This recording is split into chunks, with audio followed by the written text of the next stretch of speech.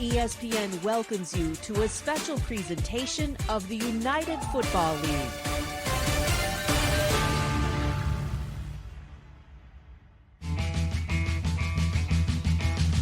Spring, a symbol of renewed dreams and fresh hopes. And so is this. This is a Big Ten moment. A league that means opportunity. All day, 50 minutes of flying around. Oh, baby, let's go! You'll throw it the flat or the drag? Slam. No one can catch it! Can't stop addicted to the shit. Give every single one of us a second chance to do the thing we all love to do. It keeps the dream alive to make it back to the NFL. It's not something that I'm ready to give up yet. When the stakes are their futures, the competition is fierce. Ready? Go kick somebody's ass! The world I love, the dreams I hope to be part of the wave. Can't stop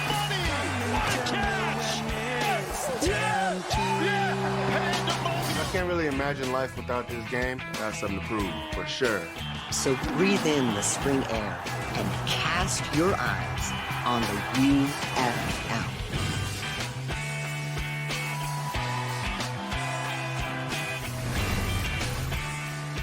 Today's presentation of the UFL is presented by New Era, the official cap of UFL sidelines. The cherry blossoms, folks, in full bloom. It's an annual spring spectacle here in Washington, D.C. But today, a spectacle of a different kind.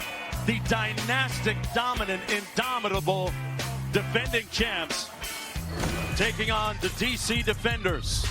Opening weekend beginning in earnest, folks. Let's take a little inventory of the XFL conference. We have Arlington, San Antonio, St. Louis, and D.C. Meanwhile, in the USL conference, we have Houston, Memphis, Michigan, Birmingham, who are the defending champions. Let's look back at some of the most indelible moments from a year ago and listen in.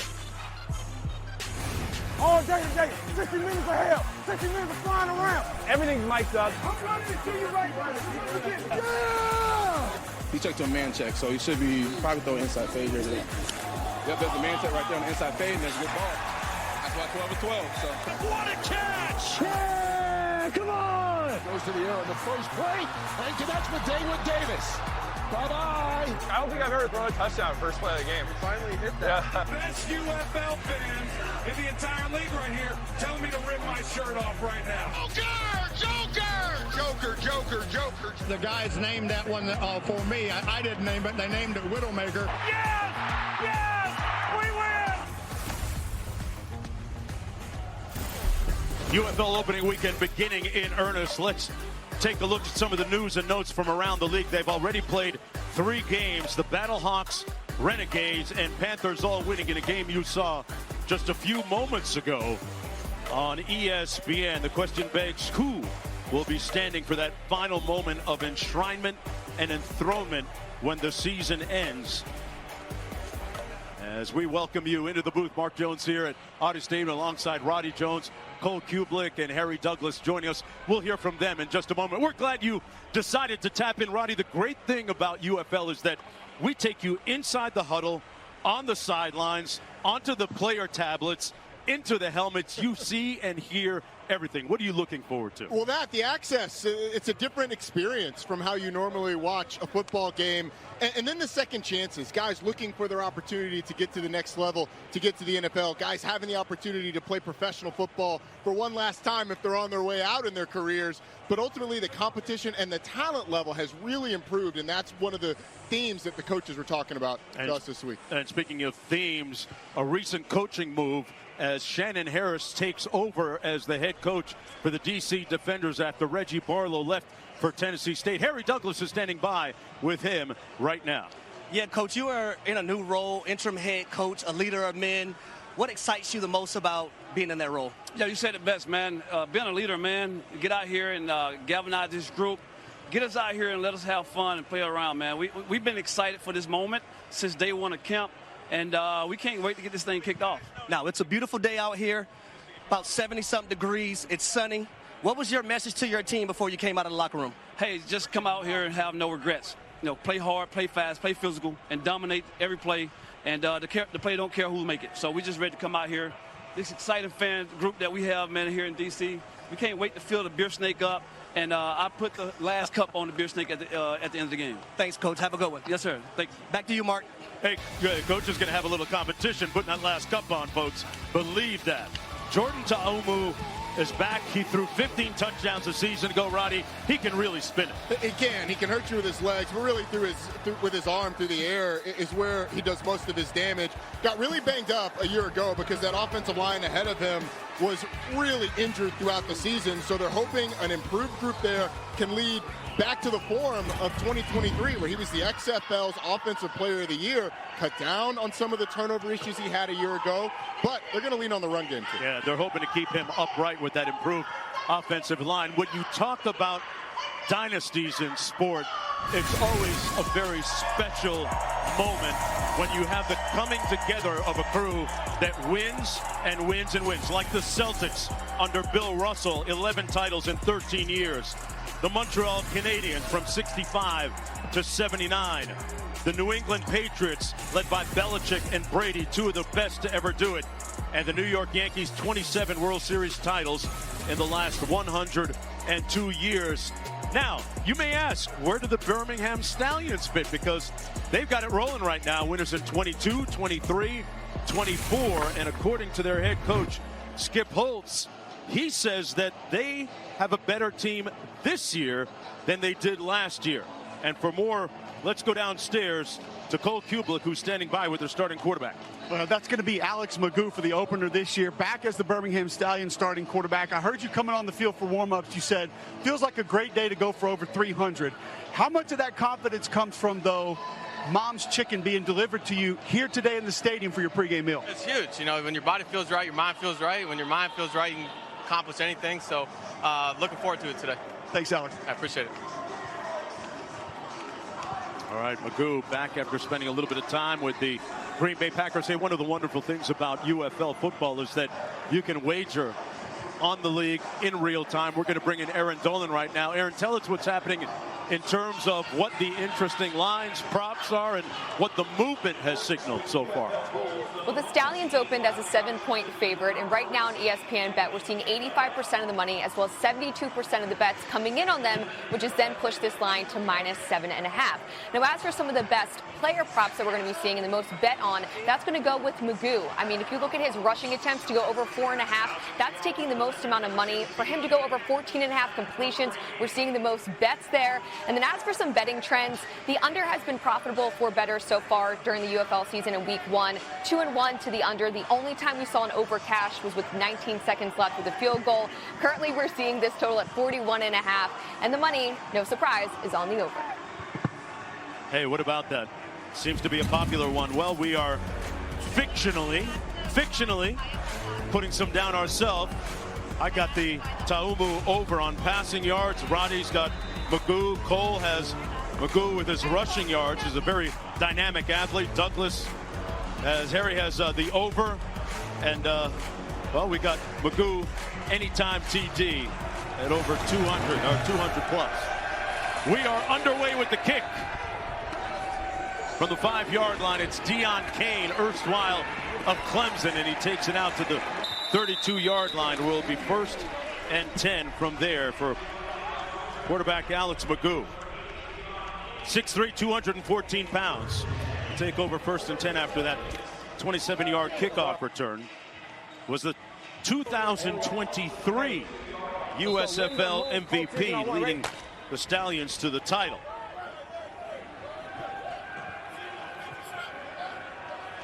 There you go. Hey. Yeah. Omaha. Ready, set. Person in the backfield takes the handoff. And Person keeps those legs moving out to the 25-yard line.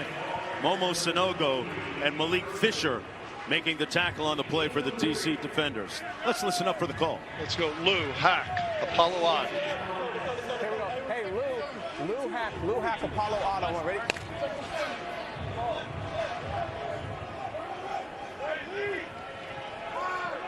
You gotta get sacked!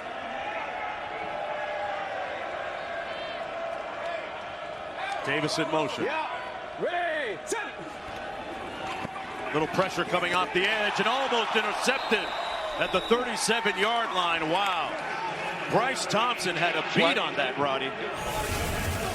Alex Magoo is pretty fortunate this isn't going for 6 the other way. Bryce Thompson, the underneath defender, just sinks in the passing lane. There was a blitz from the field that was picked up well, but the rotation of the secondary towards the field meant an underneath defender under the route. On third down, pass complete. Out to the 42-yard line to Deion Kane. And that's going to set up a 4th and short. There we go. Let's go. Kodak. How long do I got? Going for it. Will they snap it?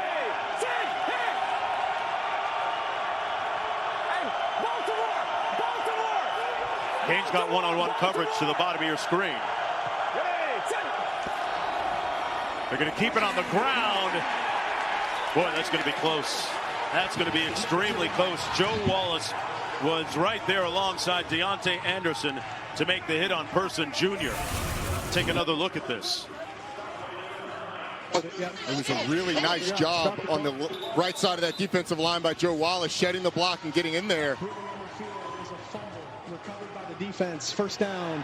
They called a fumble on the field, and the ball was recovered by the defense. It'll be 1st and 10 for the DC defenders. And it's that great play by Joe Wallace. Oh, it's out. It's out. We're good. Knocking the ball out and being able to recover the football. Dean, we just heard you say you're good. You're good. Let's check in with Dean. You're clear on the turnover. You are clear on the turnover. They reset it to 19. It's okay. We're good. Yeah. I know. Yeah, we're good. Coming back the other way on 1st and 10. The handoff to Smith. Abram Smith, who missed a season ago with a torn ACL that he suffered during camp. Zeno making the tackle on the play.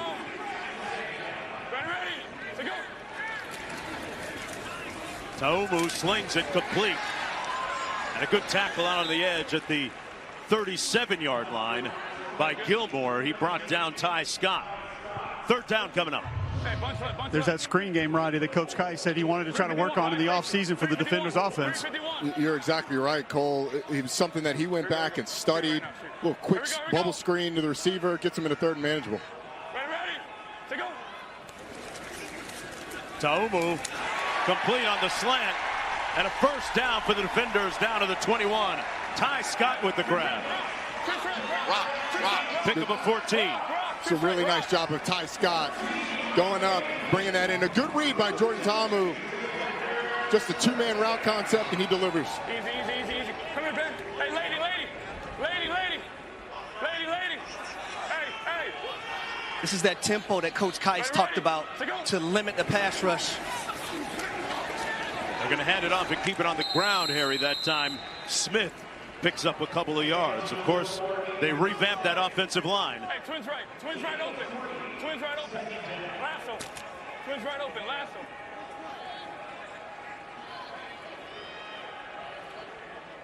Ready. Say go. On 2nd and 7, Ta'amu into the end zone and incomplete. Knocked away from Ty Scott. Well defended by Stephen Gilmore. So it sets up a 3rd down and 7 here. No, they can spread right. Yellow, chip, rocket. Yellow, chip, rocket. Hey, double. Yeah. On the double. Spread right. Yellow, chip, rocket. On the double. Ready. You heard the play call there. I love the part of that, the chip part. You're going to see Abram Smith in the backfield right here. He's going to chip before he gets out into the pass concept. Keep that quarterback upright. He had a clean pocket, delivered a strike down to the 10-yard line to Powell. And it's a 1st down. Gain of 9 on the play. One of the things Birmingham feels really good about is this revamped offensive line. The chip from Abram Smith helps slow down the pass rush from the defensive end. And they're going to call it incomplete. It looks like that ball came out at the end. Late. So you got incomplete call on the field. Really nice job by Stephen Gilmore of knocking it out before Cornell Powell had a chance to firmly secure the football and make a move come into the game. Wow. So 4th down and 7. Matt McCrane will come in to attempt the field goal here from 37 yards out.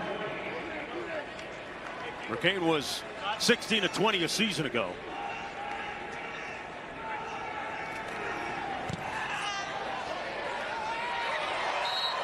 And he knocks it through. DC on the board first.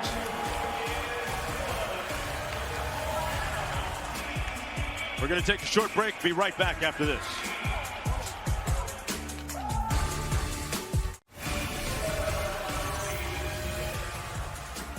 Well, the UFL presented by New Era is brought to you by USAA, proudly serving the military community and their families. Back here at Audi Field, as we look at some of the championships over the years won by the Birmingham Stallions. Coach Skip Holtz is quick to remind everybody willing to listen, saying, quote, "This team hasn't won anything yet." Roddy, that's a hard sell, man. It is, but when nearly half the roster is new, yeah, he's not entirely wrong. On the return, it's Deion Kane, who was all-league a season ago on returns, and this is why. Neon Deion out near midfield. And a great return and good starting field position on this drive for the Stallions. Folks, today's Impact Players are presented by New Era. Look at some of the quasars and constellation of stars on the field here today. When you look at the Birmingham offensively, the tight end Jay Sternberger, one of the best tight ends in the league, all UFL a year ago, and Ricky Person at running back. Those two guys have to have big games. Defensively, it's going to be Anthony Hines III, the middle linebacker, who's had the best camp of anybody, according to the coaches, and Monte Nicholson, who got some really high praise from Greg Williams earlier this week. Ready, set. Magoo, backside heat, got it out in time, complete to Petway. And Petway picks up some nice yardage. They like Petway's enough for the first. Yeah, they like Petway's athleticism, Mark. A guy who kind of grew into that tight end position, was a big physical wide receiver at Iowa State, and now can kind of do it all. You put him with Jay Sternberger, who's sort of your route runner, the offense guy. Jordan Thomas is basically an offensive tackle, power forward playing tight end. It's a nice group that Coach Holtz has his hands on here. Yeah, Cole, and they've added a guy like Jalen Camp, who's 6'2", 200, almost 30 pounds as well. A lot of size out there out wide. Flag down on the far side of the field. Magoo hands it off inside to Marable. It's going to go for about 3 yards. Number 46 lined up in the neutral zone. Number 46 offside. He wants it. Yeah. Sorry, 48. Yes, he wants it. Yes, offside. Number 48 defense lined up in the neutral zone. 5-yard penalty. Still first down. That's going to move the nose of the football to the 37. First down from there for the Stallions. This is their second drive of the football game. Birmingham had the #1 offense in the league a season ago. One safety deep for DC. It looks like they're going to sell out to stop the run. Man-to-man coverage across the board. Magoo, pretty dynamic runner, couldn't get those shoulders square, and is brought down by Mintz for a gain of about 1. Let's bring in Greg Williams here, the defensive coordinator.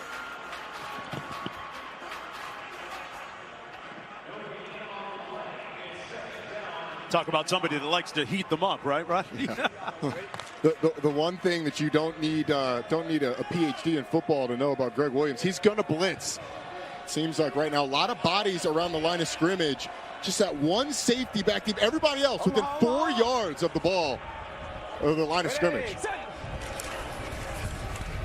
They're going to run it on second down. Down to about the 35-yard line. Marable again brought down by Sanogo. Now, I'll be honest with you guys. If you're Birmingham, you want to take advantage of DC's defense. If they're going to line up man press across the board, you want to try to get it out on the perimeter to these wide receivers and these athletic tight ends and let them utilize their athleticism. A lot of times coaches will tell you something, and they talked a lot about the improvement of this DC secondary. But now, Harry, you're right. Like, they are showing us that they believe in the improvement as everybody pressed up around the line of scrimmage for DC. On 3rd and 3, pressure, heat, incomplete, and they get the stop. Greg Williams dialing up some smoke for DC. Hines with the pressure on the play, and it's 4th down. And it was Anthony Hines, as you said, with the blitz. Right there in the middle, you get the stunt inside by the defensive tackle. Guard moves down to try and solidify and pass that off. Anthony Hines comes right off his butt and has a free run at the quarterback. So in comes Harrison Mevis, attempting a field goal from 53 yards out. He has a 61-yarder to his credit. Enough leg, and he drills it. Wow, with distance to spare. Ties the game at 3 apiece.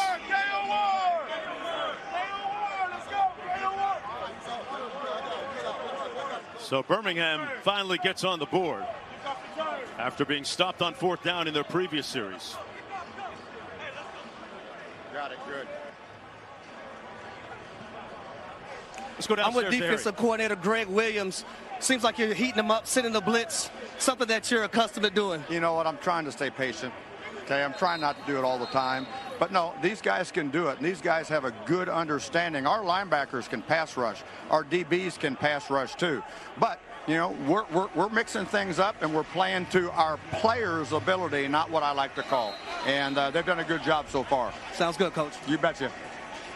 Gotta love Greg Williams telling us how he makes his players in that defensive meeting room tell jokes. At the end of some meetings, he picks a guy out each time, and that time the joke was on the Stallions offense, Roddy. You can almost hear the consternation voice. I'm trying to stay patient. I don't want to do it all the time, but he did a great job of it on that drive, putting a lot of pressure, not just by rushing the quarterback and sending blitzes, but pressure on those receivers with that press man. Make them get open. Kickoffs this year moved to the 30-yard line. Mickens and Rowland back deep for the defenders. And that'll be Rowland. Got a nice head of steam and takes it beyond the 35 to the 36, where it'll be 1st and 10 from Jordan Ta'amu after that. Hey, Cole, what did you see from the offensive line, that revamped offensive line in that first series for the defenders? Well, good push early on. They had good looks, and I think that's what this offense does with a mobile quarterback, and obviously having Abram Smith back in the backfield. You have to respect multiple parts of it, but it's a bigger, more physical group, and they had issues with consistency with their offensive line coach early last year, had issues with consistency health-wise. You just got to have 5 on the field, Mark. When you can do that, you'll be able to build that continuity. Look good on drive 1. Sir did. 1st and 10 for the defenders. Hey, no, we're good, yeah. Ready, to go. Little RPO action around the corner. Jackson, good gain out to the 44. Got about 8 on the play. 2nd down and 2, and there's that tempo right back quickly at the line of scrimmage, ready to snap that football again. And big Tykeem Doss was about 10 yards down the field and just bulldozed the DB there, Roddy. And they're going with tempo with 2 backs on the field. Deion Jackson with that carry. Abram Smith with a nice block out front. Ta'amu complete on the Birmingham side of midfield at the 47. Ty Scott with a nice catch. He might be the fastest guy amongst that receiving corps. Well, they're really looking forward to him having a big year. Talking to their general manager, Von Hutchins, they've had 2 guys the previous 2 years that stuck on NFL teams. They're looking for Ty Scott to be that next guy. Hey, alert. 16. There we go. Ready, to go. Around the edge again, it's going to be Jackson. Cuts it up to about the 44-yard line. Yeah, back to Ty Scott, already with 3 catches in this ball game for 28 yards. Hey, Philly, Philly yellow, Z-cross. Hear the play call there. Philly yellow. Hey, Sonic, Jordan Ta'amu barking out the signals. Those really short play calls, what you get with no huddle. Ready, to go. Smith motions out of the backfield. Ta'amu with a clean pocket again. Fires a strike. Rowland inside the 20. 1st and 10, DC. Well, it's just a nice job by Jordan Ta'amu. The play action makes the linebackers hesitate, and then in the middle, those linebackers separate. Rowland just settles in the soft spot in the zone, and Ta'amu finds him. Really feels like with this tempo and this personnel grouping, they found a nice rhythm of running on the perimeter of this Birmingham defensive line and then being able to throw it a little bit as well. That was the longest play of the game so far. RPO handoff to Jackson. He's brought down shy of the 20-yard line. Good read that time defensively by the Stallions. So Birmingham has liked to play a lot of two high safeties throughout this drive, but as you get closer to the red zone, you get only one safety deep, and that means that other safety is going to drop down towards the box, and that's what creates the free player, the free linebacker to track down the running back out wide. A.J. Thomas, a guy who was all UFL at safety a year ago, moved down to will linebacker this year. Ready, take go. Ta'amu, incomplete, intended for Jackson. He might not have even been the primary target, or maybe he was, but regardless, it sets up a 3rd down and 12 coming up. And Cole, you mentioned that screen game earlier. It was something that Fred Geis talked to us about. I thought that was perfectly set up if they'd have been able to connect. Well, not only that, but also you got 2-back right there. It's something that Coach Geis added a little bit more of in the offseason because he likes his running back room so much. They had the offensive line convoy out in front right there. All you got to do is float that thing. Just float it. Here we go. Yeah. Instead, we got a 3rd and 12. Here we go, here we go. Ready, take go. Ta'amu in traffic and incomplete. Powell went up high, got his hands on it, but couldn't squeeze. And once again, the field goal unit comes in, led by Matt McCrane. So the drive stalls out right on the edge of the red zone there at the 21-yard line. Just a couple of errant passes to Jordan Ta'amu who's going to want back. If he puts that one right on Powell, then he probably able to convert and be down inside the 5-yard line. And then the screen pass, as Cole said, just get it to him. Here's McCrane from 39 yards out. And he's 2 for 2. Tracking towards a under right now.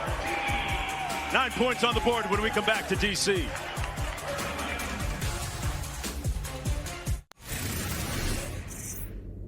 Thank you again. Hey, careful with the win now. Careful with the win part. Careful. I was good with everything but the win part now. Careful. Play don't care who make it. The play don't care who make it. Let's go down here and have fun, man, and get it started off right. Crash out on 3. 1, 2, 3. Crash out. Get the fuck out. Some great insights and sounds from the sidelines, all unique to the UFL. 6-3 lead for the visitors, pardon me, for the home team. Mark Jones alongside Roddy Jones, Cole Kublik, Harry Douglas down to the field on opening weekend. This is game 4 of 4.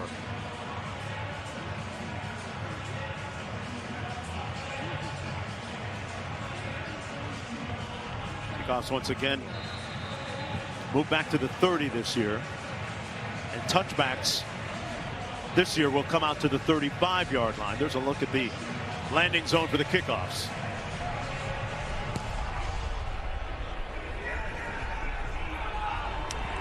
From the 10, it's Amari Rogers. Boy, got a gaping crease and hole and got out to the 40-yard line. And good starting field position again for the Stallions. Hey, week 2 in the UFL starts Friday with Birmingham taking on Michigan at 8 Eastern on Fox. On Saturday, DC hosts Memphis at 8 on ABC. Then catch 2 games next Sunday, starting with Houston and Arlington at noon on ESPN. San Antonio and St. Louis face off at 3 on FS1. Look at some of the crowd on hand here at Audi Stadium, Audi Field. Hey, first down and 10 for Birmingham. Right. Hey, Omaha. Hey, Indy on. Push it to 9. Push it to 9. Push it to 9. No, boss. Ready, set. Magoo hands it off on 1st and 10. Ricky Person stopped up for little or no gain by Malik Fisher. Alex Magoo played with Green Bay last year, spent some time with the Packers, was actually converted to wide receiver. Brooklyn odd. I want ready. And there might be a time where we actually see him play both those positions during the course of this year. What if he could play them both on the same play? Hey, former two-star recruit coming out of high school. Started as a freshman. Out of the backfield, complete to Person, junior. Nicholson pushed him out of bounds. Let's go down to Cole. Mark, I talked to Alex Magoo about that. I said, how much did playing receiver in Green Bay help you being a quarterback? He said, the understanding definitely helps out. He said, probably actually helped me out more going to receiver, having played quarterback, than coming back and playing quarterback, having played receiver. But he said it changed his outlook on a few things. And he absolutely has the athleticism. Guys, if Green Bay wins that playoff game, they had 2 receivers injured. He was going to be the next wide receiver up for that club. Wow. At 6'3", 214.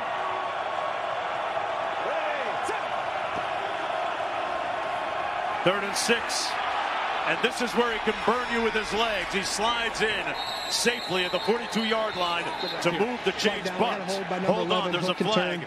Number 11, previous spot, it's going to be 3rd down. Holding, number 11, offense, 10-yard penalty from the previous spot, still 3rd down. Going to go against C.J. Marable, the running back.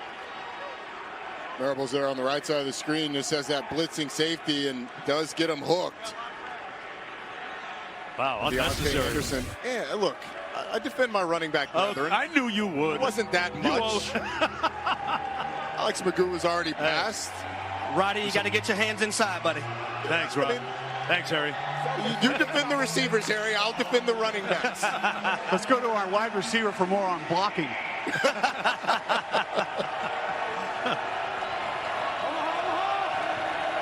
They move it back to the 33. 3rd and 16. Magoo got his mom's chicken prior to the game, and he's eating on that pass completion. Down to the 43. Davis with the catch and run. And enough for the 1st down, a 22-yard gain. He's got all day to throw the football. Just sits in the pocket, evaluates. Then a little bit of an off-platform throws. He starts to drift towards his right, throws back over the middle. Really nice delivery to Davion Davis. And a big conversion for Alex Magoo. Down to the 44. Ready, set. Magoo down the sideline. Flag thrown, incomplete. Sternberger, the intended receiver. Okay, let's fix that being spot. defended by Keandre Thomas. Yeah, 21. So that's the full 15.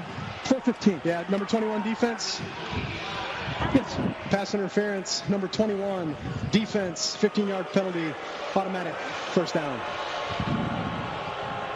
Yeah, it was actually number 24, Keandre Thomas. Never turns around to play the football. Runs right into Jay Sternberger, who's trying to catch his back shoulder. Rio. It ends up being a big Seattle conversion. Seattle odd 1.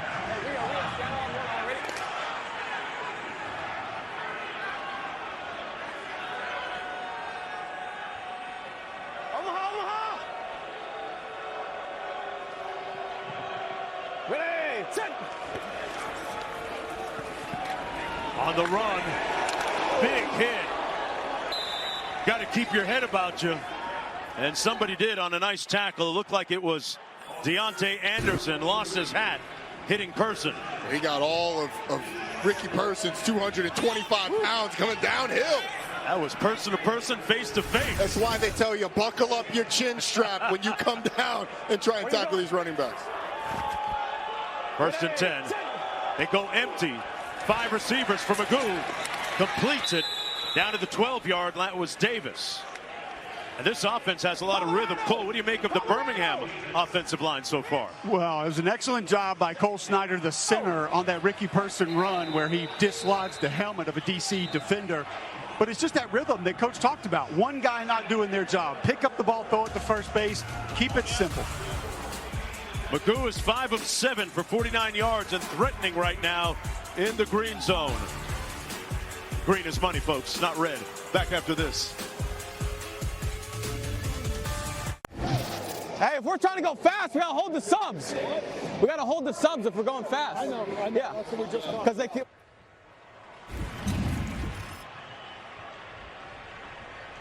Magoo be like, hey, coach, you got to let me spin. You're trying to get players in. You're slowing my gears down. But I think it shows you that they were on the same page. Skip Holtz says, hey, that's what we were just talking about. So Alex Magoo, despite being away for a spring season, having been with Green Bay in the fall of 23 and 24, comes back, and he and Skip Holtz already on the same wavelength. Zach, Texas, even. Louise, Zach, Texas, even. No. Start of the second quarter. 2nd and 4.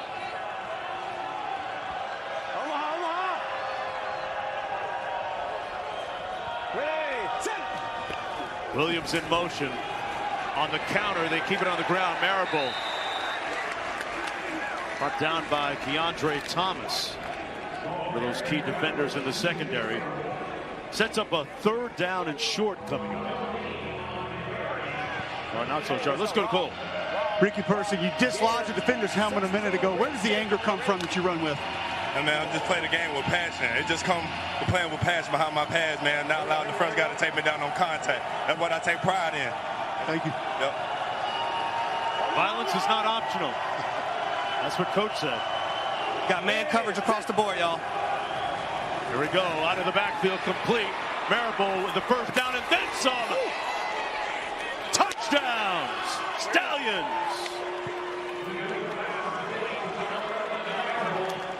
No, we're going to go with touchdown. C.J. Marable. Going for 2. What hash? Going for 2 here. What hash? So they're going to go for 2, it seems, from the 5-yard line. Touchdown is clear. Touchdown is clear. Clear touchdown. Going for 2 from the 5. Here we go.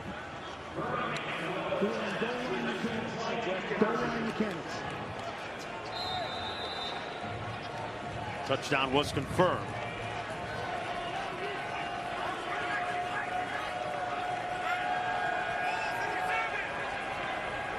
Here goes that empty look again.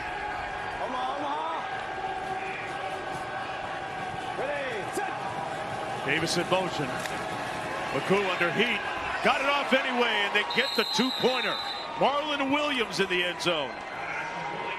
And the Stallions with an auspicious beginning here to the second quarter, taking an 11-6 lead. Harry, you've been all over it the last 2 plays. They went with the empty look and then motion to a 4-receiver side. But here's the touchdown, and Harry said it. It's man-to-man across the board, which means the linebacker has the running back out of the backfield, where it's immediate release by C.J. Marable, and the linebacker's got to navigate through all that traffic. Momo Sanogo's not able to get out there, and C.J. Marable ends up in the end zone. So we've seen an adjustment from this Birmingham Stallions offense. And on the adjustment, it was a trips formation to the field, empty set. They motion a receiver over to that trips, make it 4 receivers to one side. There's only 3 defenders over there. Now, DC went man-to-man coverage, just not enough guys to cover the space. And this Birmingham offense has found a little bit of rhythm. And Rodney, on that touchdown play, just a great job by the outside receivers getting that pick for the running back out of the backfield. You see the time Richie called? They rolled Hold on, the did 9 you say down pick? to it, so I had Did to you push say it. pick, I Harry? checked Indy, and I You know pushed I it. did. And I told them, Okay. boss, That's a 4-letter word, but yeah. Yeah, no, I saw it. We'll come back to it. We'll come back to it. Hey, coach, I don't think they can go. I don't think they can go like fast, like up tempo shit. I'll keep the place coming. You know what I mean? Even if it's not tempos. Yeah, because then I can see what coverage they're in and shit, and I know I can. Mickens from the 15 takes it all the way out to the 35-yard line. Let's go to Aaron. And Aaron, what do you have for us on the lines? Well, C.J. Marable was plus 105 in order to score, and then he was a huge long shot of plus 575 to end up scoring the first touchdown. So that was great for them. That cashed for bettors. And then as for some of the live lines, we've seen the Stallions get as low as minus 3.5, waiting for the live line to come back up for that. And then as for that total, we saw it dip to 40.5, and it's all the way up to 48.5 after that touchdown. We haven't had many stops in this game, No. so it's been mostly field goals, though. All touched, or that was our first touchdown. 1st and 10. Ta'amu's going to hand it off to Smith around the left side. Picked up about 3 yards. This is his 3rd year with the defender, Smith.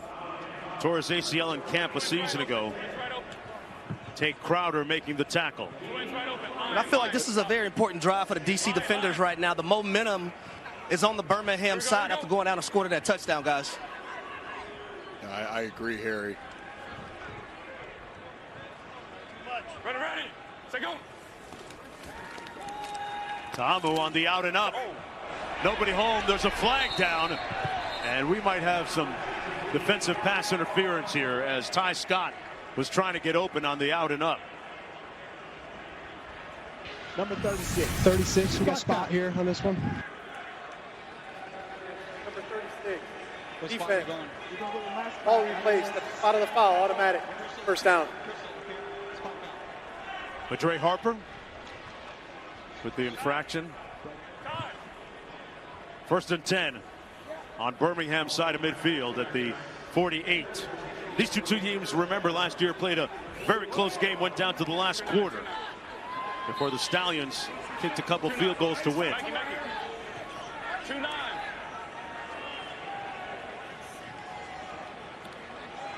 Hey, alert. Hey, 2-8. Ready. To go. On the handoff, this is going to be Smith.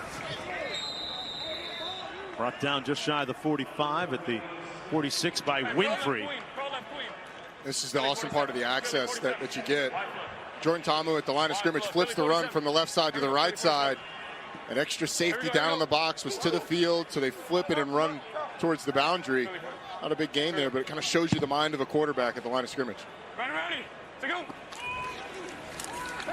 Little play fake. Under heat, got it off short, though. And a little bit wide, so it sets up 3rd down and 8. Intended for Briley Moore McKinney. Part of that talented trio of tight ends. Yeah, but on the left side, Ronnie Perkins is the one who just drives the offensive lineman back in the backfield and makes Jordan Ta'amu throw that, sort of fading back away from the throw. Not able to get enough mustard on it to falling short. It's Gunnar Britton, their 3rd tackle. Keep in mind, Mason Brooks out with the flu, would have been the starting right tackle. Ready. To go. Ready. To go. Ta'amu gets rid of it out of bounds, threw it away, had to, under duress, and the Stallions defense gets off the field. Good pressure up front by Carlos Davis and Ronnie Perkins. Carlos Davis, one of the leaders on that defensive front. I'll tell you, Mark, yeah. I think he had the tight end on the left side of the formation. I don't know what got him off of it, but Briley Moore McKinney ran a heck of a route and was wide open for the 1st down. Well, Harry, it looked to me like his eyes came down. Something flashed in front of him that sort of spooked Jordan Ta'amu. There was actually pretty good integrity in the pocket. I thought he could have stayed there, hung in a little bit longer. That offensive line did a pretty nice job until the scramble. Paxton Brooks kicking from his own 40. Nose of the football down. End over end punt comes down inside the 5 and caroms into the end zone. Hey, what's up with the beer snake? I haven't heard it or seen any beer snake action yet. I'm gonna go check that out. Back after this break.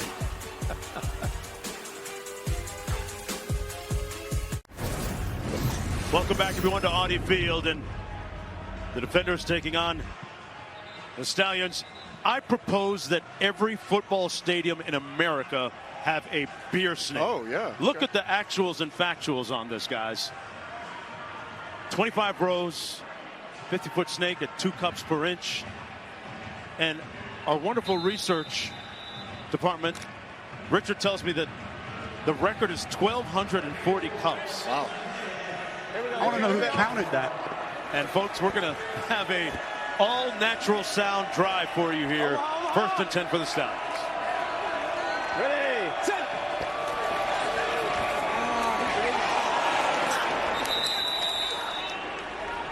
Hey, it's fine. Be on. It's cool. All right, here we go. Here we go. Let's go, Rob. Viking Reed, 14, fade.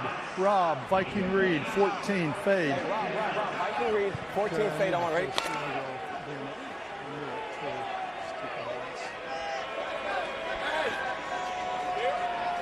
Here we go, here we go, here we go.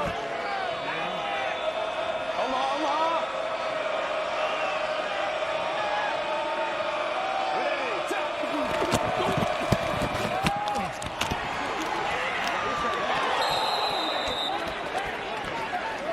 Okay, first down. Okay. Good, good. Here we go. Let's go, Leo. Leo, Texas even. Leo, Texas even. Get him in and out. Let's go. What's that? Back two. Yeah. Leo, Texas even. Little bubble. Bubble.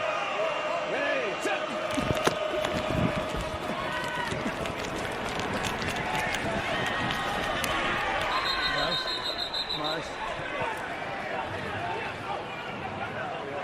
I got to put that on there. That's all good. Just straight down. I didn't see that. You can make a play. You make some. Let's go, Rob. Viking Reed, 14 safe. Rob, Viking Reed, 14 safe. Viking Reed, 14 safe on, ready? All right, a little more aggressive this series, right? Bird! Here you go, Omaha. 14 safe here. Ready, set!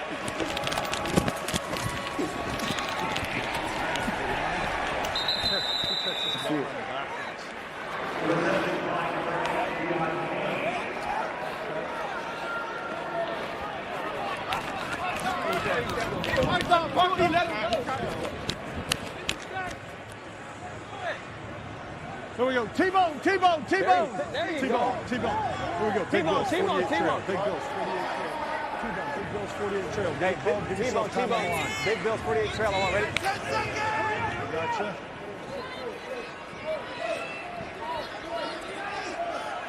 Omaha. Ready, set!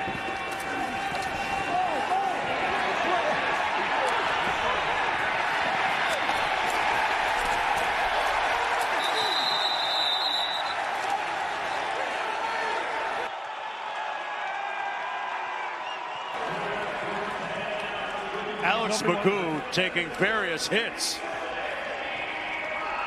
A little slow to get up after that one. He had an army chasing him. He did, but he also had a receiver wide open down the field. It was a play action out of the T formation, but the back furthest to the right in that formation, Ricky Person leaped out of the backfield up the field and was wide open. It's a great play call, but the pressure didn't allow Alex Magoo to get the ball off. So fourth down coming up. A punt from their own 24-yard line. Holmy Wadman.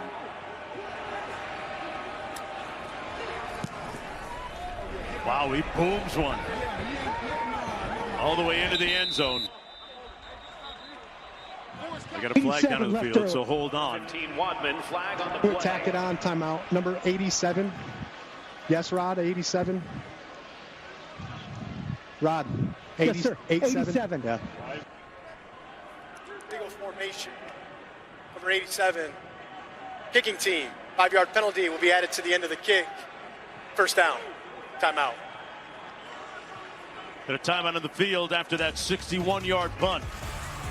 The reigning champs with the lead when we come back to DC.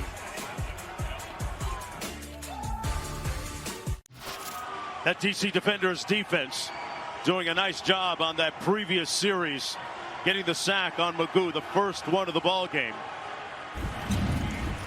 And let's go down to Harry. I'm here with linebacker Anthony Hines at third. Great job on third and short. What did you see out there? Man, we saw the fast flow out to the outside. You know, we coach, force, cap force. So it was just me going back to my coaching and my brothers coming and rallying, and I was glad I was able to make the play.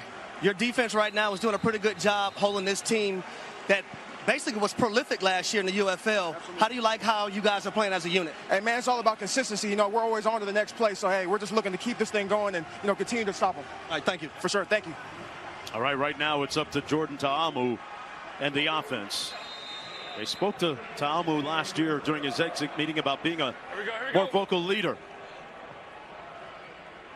Ready, to go. Rolling in motion. Pass batted down at the line of scrimmage. Somebody got a hand up and batted it down. It'll be 2nd down and 10. It was a really well-designed play. That fast motion across the formation rocked the safety. So the safety that was over the slot went back to the middle of the field. Safety in the middle of the field rolls to the side of the motion. It opened up the slant behind it.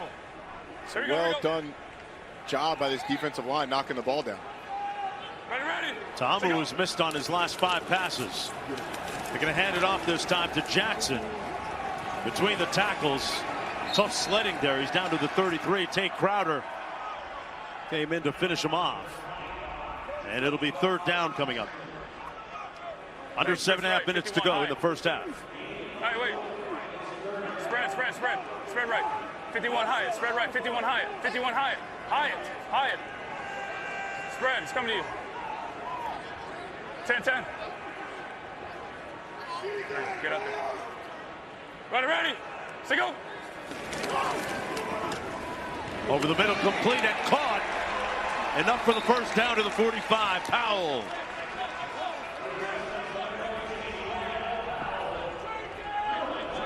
Powell with a nice, strong catch on a slant.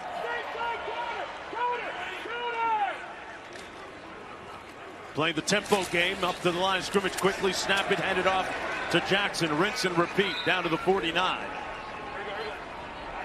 The big reason why that strong catch that Harry talked about was so important is it allows DC to really get into some tempo. The tempo is only effective if you're able to get first downs, and that first down is so important. Trying to wear down that Birmingham defense at least a little bit. They keep it on the ground this time. It's pretty warm down there on the field. Cole, I see you in that bucket hat, bro. It's hot. I mean, and I will say, the sun goes behind the clouds a little bit every now and then, and it's nice. But when it stays out, there's a little humidity here in the air. It's I didn't even know they had pollen in D.C., but apparently they do. It's a real thing. Oh, yeah. Hit that Flonase, partner. Oh, they definitely have pollen because I can't stop wiping my eyes. 1st and 10. Ready, to go. Got some movement up front. 58 with contact. You got NZI. Neutral zone infraction. Neutral zone encroachment. Number 58. That's going against defense. 98. 5-yard penalty. Still first down. And that moves the ball to the 38-yard line. 3rd penalty against the Stallions for 29 yards. And what you hear in the background right now is these fans saying, "Feed the snake." The beer snake, that is. Never mind. Abram Smith. Inside the 35. Yeah, we took a look at that beer snake a little bit earlier and some of the facts on it. It continues to surge. I just want to know how it's going to get to the top there. Shannon Harris, the interim coach, is going to have to climb to put the last cup on there if they win. As he told Harry pregame. He said he wanted to be a part of it. It's got to be a celebration, you would think. Abram Smith again with the run. Some more facts about the snake. Boy, 75 pounds when it gets to 50 feet. We got all kinds of flags down in the field. 98 encroachment again, yeah. First down. Number 98. Encroachment, number 98. Defense, 5-yard penalty results. Now, you guys are seeing the effects of what tempo does to you. It has you tired, has you undisciplined. As you see 2 penalties on this drive for the Birmingham Stallions defense. Not only do you see the 2 penalties, Harry, but you're also seeing guys like Ronnie Perkins, who looks a little winded on the edge, trying to catch his breath. It is still the first game for these guys. So that football playing shape when you get in a long drive gets tested. Yeah, Perkins, they wanted him to go in for punt cover a couple series ago, and he's like, I need a breather, guys. He tapped the helmet, said, get somebody else in. It's an 80-degree day. Ta'amu's pass batted down at the line of scrimmage again. That's the 2nd or even 3rd time we've seen that happen. Tate Crowder got a mid on it. do a nice job picking up the initial blitz. Abram Smith gets it off the edge, but late, get a free rusher at the quarterback who's able to get his hands up and knock the ball down. Such discipline from this defense, from this this Birmingham defensive front seven. You're not able to get to the quarterback, get your hands up, try and knock the ball down. Remember, all the teams trained down in Texas, where it's known to get a little bit sticky even this time of year. Low snap for Ta'amu, and he's just trying to survive at that point. Brought down to the 32-yard line. Sets up a 3rd down. The offense imploding on that play, Roddy. Yeah, the snap just doesn't get back to Ta'amu. And Cole, can tempo work against you in that way, where you start to have the offensive line have mental mistakes? You start to worry more about the speed and what you referenced it as, Roddy, the tempo, as far as getting the football, snapping the football quickly, than you do your assignment or staying with your fundamentals. On 3rd and 11. Picked off at the 32. What a snatch grab by Carlos Davis. One of the stars of that front. And it's time to have a little big fun here as they'll run it down and celebrate. The all-UFL defender, Carlos Davis, is going to be right here. He's just going to peel off. Excuse me, he's on the other side. He's just going to peel off right there. Redirect, get up the field. When you feel the offensive lineman throw you by, you feel that, and you're supposed to get back out. Know that it's a screen. Get back out in front of the running back and try and pick the ball off or knock it down. Jordan Ta'amu doesn't see him. And Davis with a really nice job. He's recognizing and then making the play. He's got 12 games of NFL experience. Brothers also play collegiate football. Haribo on 1st and 10, picks up a couple of yards. Let's go to Cole. Carlos Davis off that pick. How much oxygen you have right now? None. I'm depleted right now. Screen, though, you read it. You had to know something was coming, right? Take us through it. I was just reading my keys, Coach.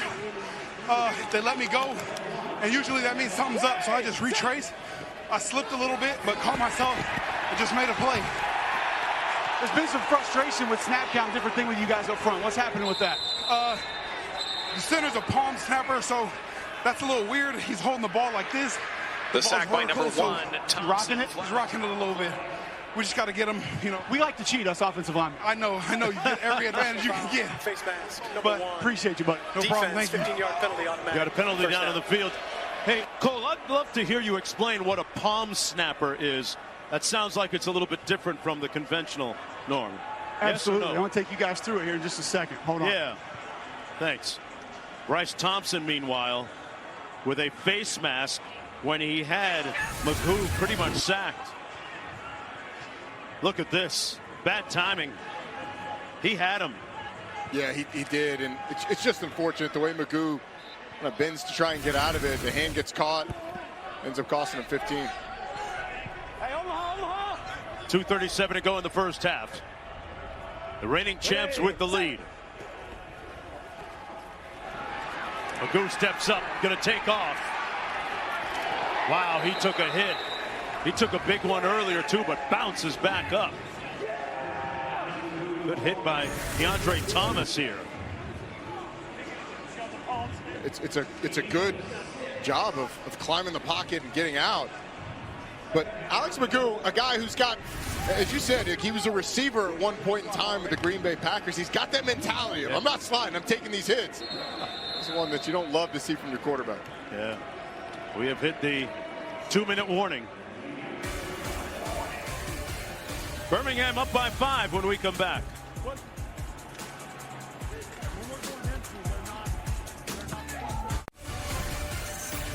The UFL presented by New Era is brought to you by Progressive Insurance. Save when you can bundle auto, home, or motorcycle insurance. Cherry blossoms in full bloom here in the nation's capital, Washington, D.C., part of the spring spectacle that happens annually. I hope you have a lot of Claritin and some tissues. A lot of pollen in the air. Yeah. Regular 13. First down, pardon me, second down and 4. Hey, Buffalo 13. Buffalo 13. Buffalo 13. Buffalo 13. Omaha. Ready, set. Magoo to pass, got a matchup, and incomplete. Good coverage downfield by Bryce Thompson. Let's go to Cole. All right, guys, this is what Carlos Davis was talking about with the snap from Michael Maietti out of Missouri for D.C. Traditional way to snap the football like this, kind of like you're just throwing the football backwards. That's how I did it back in the day. Nowadays, guys will hold the point, so you snap by the point. And what he's saying that Maietti's doing is giving it a little jerk like that. He's kind of rocking the football a little bit, which you can just say, like, hey, check 90, check 90. And when you do that, you kind of accidentally sort of flinch the football a little bit. At least that's what I did back in the day. You know, oh, my bad. I was just yelling something out. I'm not really trying to move the football.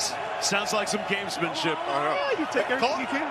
Cole doesn't look like a center anymore, so I don't believe that demo as much as I would have. Offense, 5-yard penalty. Oh, we got a flag down. And they're going to move it back. Under 2 minutes to go here in the opening half. Mark Jones, Roddy Jones, Harry Douglas, Cole Kublik. If you're Alex Magoo, you got to have better awareness than that. You cannot get a delayed game penalty on 3rd and 4. Especially after an incomplete pass. We've got all the time in the world. That changes the math a little bit. We got to get to the 38. Magoo pulls up in the air, almost intercepted. In and out of the hands of Petway. Michael Petway appeared to have it hit him right in the chest. And I think they actually confused Alex Magoo a little bit because you can see the safety sprinting down. It looked like it was going to be covered too, but you had a robber, one of those safeties coming to the middle of the field, just reading the eyes of the quarterback. Obviously the high throw and the deflection almost caused an interception. But as Harry said, the delay of game really hurts you having to go to the 3rd and long. Yeah. Bodman into punt again. High end over end punt. Coming down to Roland, who watches it bounce into the end zone. And out of bounds. Or where are they going? Oh, did he get the corner? He got the corner at the 1-yard line. Hey, tonight is hockey night on ESPN. The Kings look to keep pace in the Western Conference playoff race when they host the Sharks tonight at 10 Eastern on ESPN. So Mark, the ball went out at the 1-yard line. They're going to spot it though at the 25. Right. Yeah. So let's ask Dean Blandino. Dean, why is the ball when it went out at the 1 spotted at the 25? Yeah, good point. That's the rule. We wanted to incentivize the return, so we didn't want the punters to use the sideline like that. So if you kick it near the sideline, you run that risk. Inside your opponent's 25, it's going to come out to the 25 just like a touchback because we want the returners to get a chance to actually return the football. Dean, why are we hating on punters like that? We are hating on punters. We are. That's part of the. That's part I know of their, they're people too, set, and I know McAfee's probably upset, but this is our rule. Okay. Look, there's been a resurgence for the brand. Punters are cool now. No, let's go. I like the days where punters weren't as cool as Thanks, Dean. Thanks, Dean. 2nd and 1. Tamu's going to hand it off to Smith.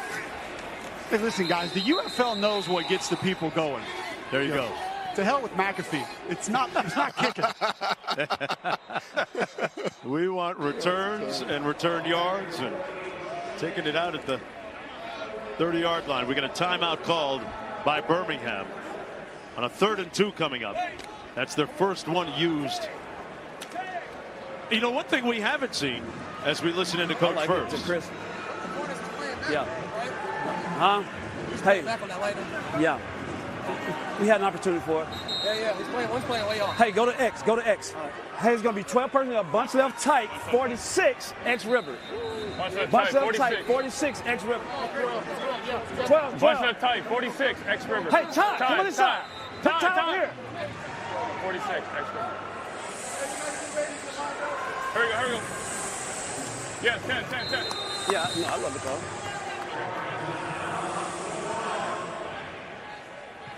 They're expecting man-to-man coverage. And you could hear him say to Chris, that refers to Chris Rowland, who's going to be right here to the bottom of your screen. On the around, got a little seam and crease, picked up the first down. I would say that it worked, partner. Good block by Bresnahan, too. They moved the chains out to the 45. 13-yard pickup. Well-timed reverse call. Got it in the hands of their playmaker. Get the first down. Ta'amu gets it out, complete at the 48-yard line. Riley Moore McKinney with the catch. And they're moving with some pace here. So, Roddy, that was that same play early on in the game on third down where Jordan Ta'amu took his eyes off of it and had to throw it away. That's that same route that Riley Moore McKinney just ran that they completed. Good idea, Harry. You're right. And coaches will see that. Hey, we just missed it. Let's come back to it later in the game. We need it. A nice little play helped this drive. Ta'amu with the pump fake, taking a shot downfield, got him in! It's caught at the 11 by Mickens. Come on, come on, come on. Good job, guys, good job, come on. Jaden Mickens gonna run it out and up, and you can see the corner just with his eyes in the backfield. He's in a decent spot when Mickens turns up the field, but the speed of Mickens pulls away, and a really nice delivery by Jordan Ta'amu, and a great finish, Harry, by a diving receiver down the field. Yeah, we call them stretch, Armstrong, layout, do whatever you have to do, baby, to make that catch. Also, guys, you got to give a shout out to that offensive line, giving Jordan Ta'amu a lot of time to complete that pass that took some time to get open. And the player that is injured down on the field, that's Perion Winfrey, erstwhile at the University of Oklahoma, former fourth-round pick by Cleveland in 2022. 14-game NFL vet. 1 year with the Jets, 1 game with the Jets, 13 with Cleveland. And Mark, you go back to that third down conversion as Winfrey now up and walking off the field. Go back to that third down conversion. Birmingham called that timeout that allowed DC to have the conversation. All right, what do we want? Who do we want it to go to? Which resulted in that reverse that converted. Skip Holtz being aggressive, trying to get the ball back for his team. You know, we don't know if DC would have called the timeout or if they'd have just tried to call a play in and run it. Run some of that clock down just in case they didn't get it, but that timeout really helped DC get their ducks in a row and get the first down. Hold on, ready. Yeah, let's do it. Yeah. Texas left, Texas left. Hey. Double. Hey, double. Here we go, double. 51, double. Here we go. Yes. And after that completion by Ta'amu, tracking towards the over. Double. Here we go. Double. Ready. Set go. Hey, 71. Ready. Set go. High snap. Into the end zone, into coverage, and incomplete. Moore McKinney had 2 guys around him, and we've got a flag down back at the 24. Roughing the passer, number 31. We'll go down to the 2-yard line, first down, and goal. Personal foul, roughing the passer, number 31. Defense. That penalty will be enforced to the 2-yard line, automatic first down.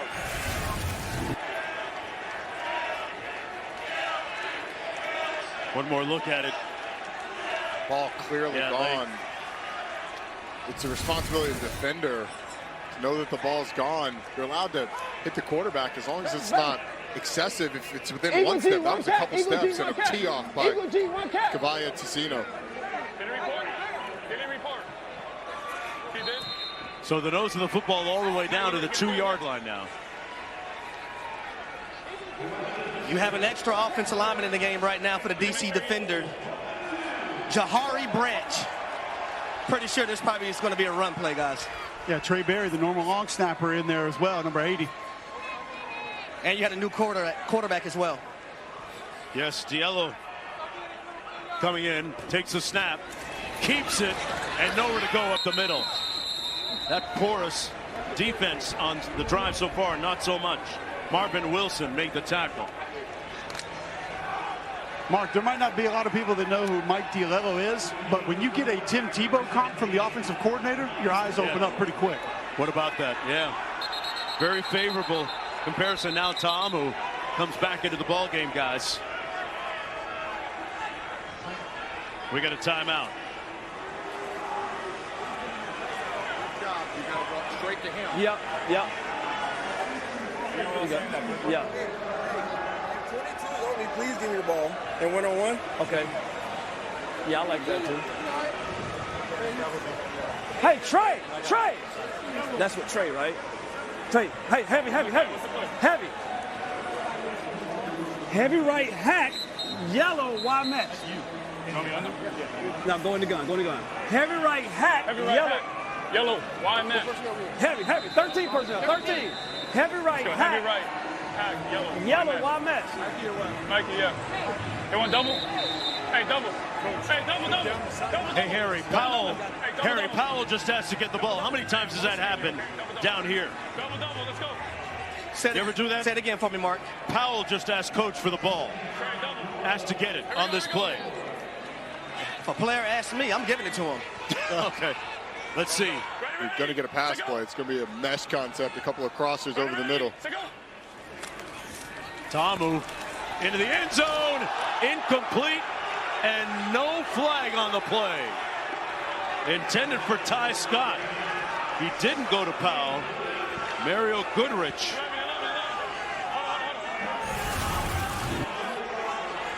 So you're going to get the tight ends crossing over the middle, but Ta'amu goes to the slant by the receiver out wide. And if DC thinks it's a penalty, they could ask for it to be reviewed as for a pass interference. They're opting not to do that, at least so far. So it sets up 3rd and goal. Ta'amu, touchdown, caught this time, Roland.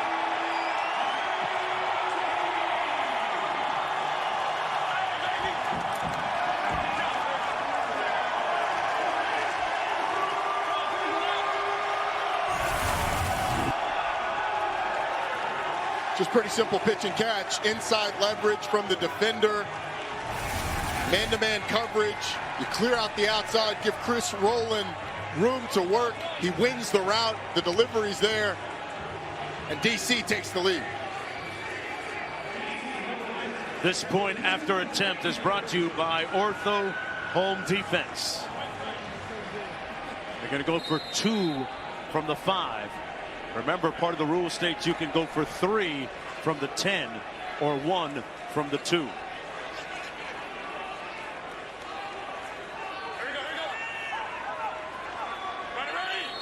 This will be worth 2. But first, they'll talk a little bit more. Got 1 remaining. Hey, what about the job of Shannon Harris? Remember, folks, he just took this team over a week ago. Yeah, twin. Hey. Yeah. Hey. No, I like the call, Coach. I like the call. Twins right queen. Hey. What is it, Xen? Yeah. Twins right queen. Hey, twins right. Hey, those tight. Twins right queen. Yeah. XN. 51 sniper. Okay. So sniper's my side. Yeah, 51. You got this. You know why? But I'm backside. Yeah, you backside. You got to spray up. Hey, twins right. XN. Yes, Mike. Yeah, Mike. Ty, scoot in. Twins right, X in, Roddy. See if he goes to the end. But you are right. It's been a heck of a job by Shannon Harris so far getting this team ready to play after taking over on short notice after Reggie Barlow left to take the job at Tennessee State. Ready. Say go. Gets rid of it. Incomplete, intended for Powell. So it remains 12-11 with 8 seconds to go in the first half. A very entertaining first half of play between the reigning champs, the Stallions, Great drive. and the defenders. Hey, hell of a drive. And drive. Hey, hell of a job, man. Good job. You can hear how Shannon Harris is fired up about it. His team gets the ball first in the second half. So the ability to get 2 possessions and potentially 2 scores before DC has a chance to put together a full possession really big in winning that at middle 8, the last 4 minutes of the second quarter and the first 4 of the third quarter. Let's go down to Harry. Chris, a very important touchdown catch in 2-minute operation. What did you see on the play? What kind of coverage did you see Birmingham run? Well, right there, we had just a little similar concept. We had the backside receiver motion over to see what coverage they in. I saw him rolling the guy, and I figured we had man. Their eyes, DB's eyes were on each of us, and I already knew, hey, I just got to win this outside shoulder. CP's going to do his job at number 1 and make the other DB turn, and George's going to put on the front nipple every time right there by the pylon. I was here covering you guys last year, and it seemed like in 2025, the energy is better, a lot more positivity, guys making plays. How do you overall assess this team? I mean, hey, it's a new year, it's a new team. We went into camp, just with a dogged attitude. We felt like last year we left so much out there on the field. And, Coach Barlow left us with a positive attitude, and the terror must be maintained in D.C. And that's what we're going to stick with, and that's how we're coming out every game. All right, thanks, bud. No problem. Thank you. Got a great story out of Tennessee State. This is Kane on the return. Brought down at the 35-yard line. Yeah, Roland won the Deacon Jones Trophy as the top HBCU player back in 2019 at Tennessee State. His 104 receptions broke Jerry Rice's HBCU single-season record. 11. Hey.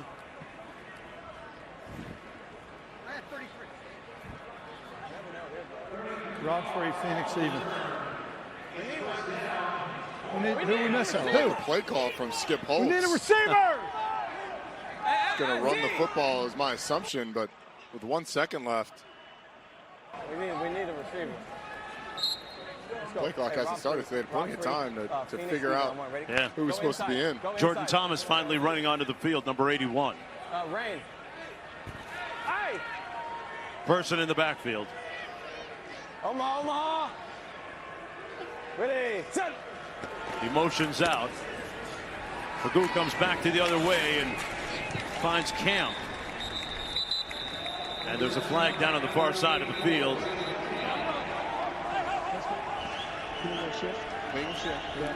Fine, half over.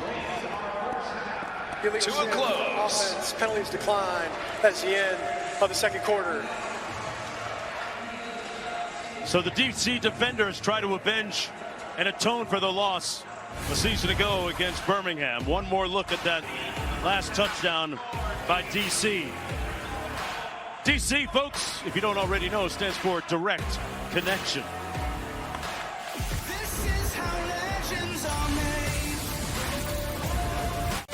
Welcome back, everyone, to Audi Field. We're at halftime, where the home team leads 12-11 against Birmingham, the defending UFL champs. Hello, everybody. I'm Mark Jones alongside Roddy Jones. An intriguing first half and second half to come. And, Roddy, a couple of key things jumped off the page.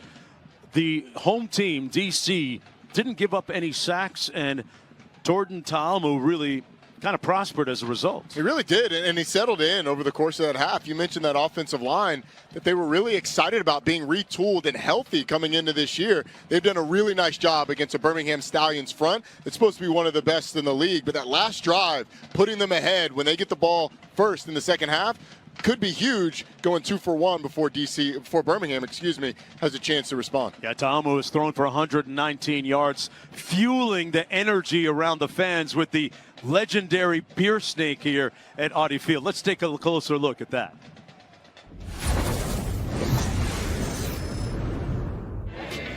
Has begun.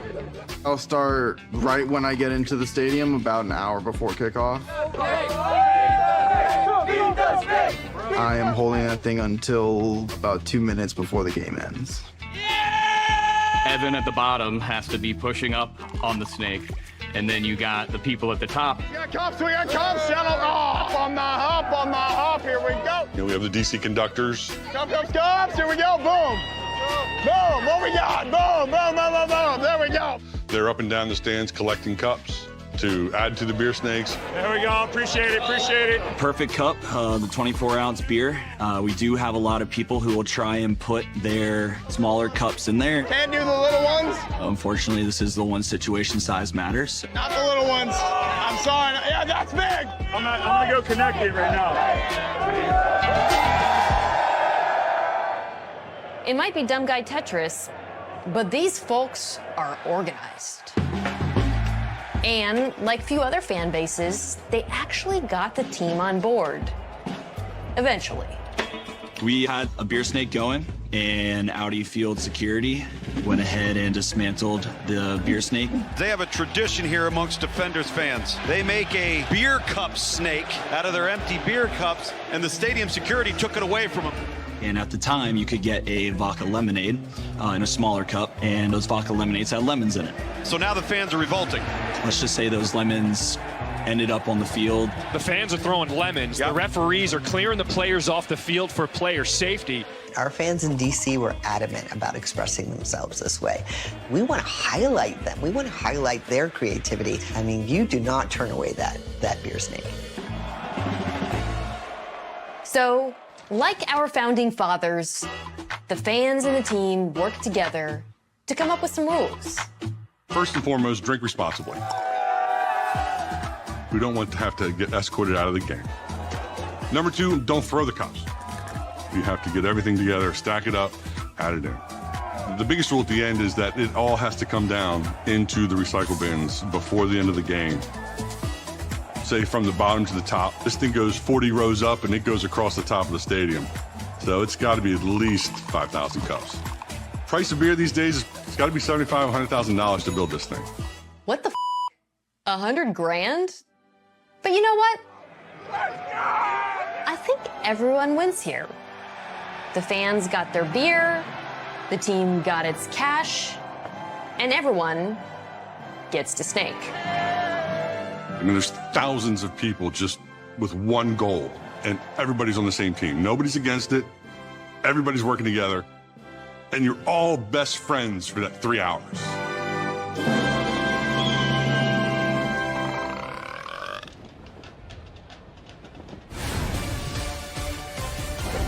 Oh, the beer snake, one of the charming and wonderful things about games here in D.C. More coming up on the other side.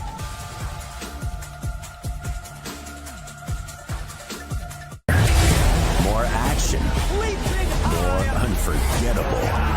More football. Don't miss the action every weekend this spring. Visit theufl.com for tickets.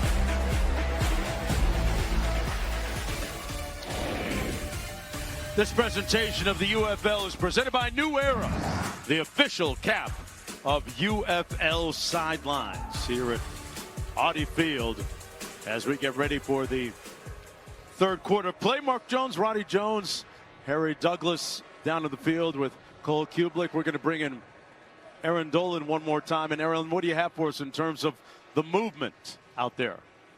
Well, even though D.C. is up by 1 point, the Stallions are still the favorite to win it all. Now, they closed as a 7.5-point favorite, got as high as minus 9.5-point favorites, currently sitting at minus 4.5. Now, that is a lot of movement for the spread. And then as for the total, we saw it close at 41.5, got as low as 40.5, as high as 49.5, and back to 45.5. Now, coming into this game, I talked about Alex Magoo, his total passing completions, 14.5. The over being the most bet on player prop right now. He's currently 10 for 15, so that's something to keep an eye on. But of course, you guys can always take advantage of live betting for this game. All right, thanks a lot, Aaron. Right now, we're going to go down to Cole, who is inside the bowels of the Birmingham locker room. What do you have for us, Cole?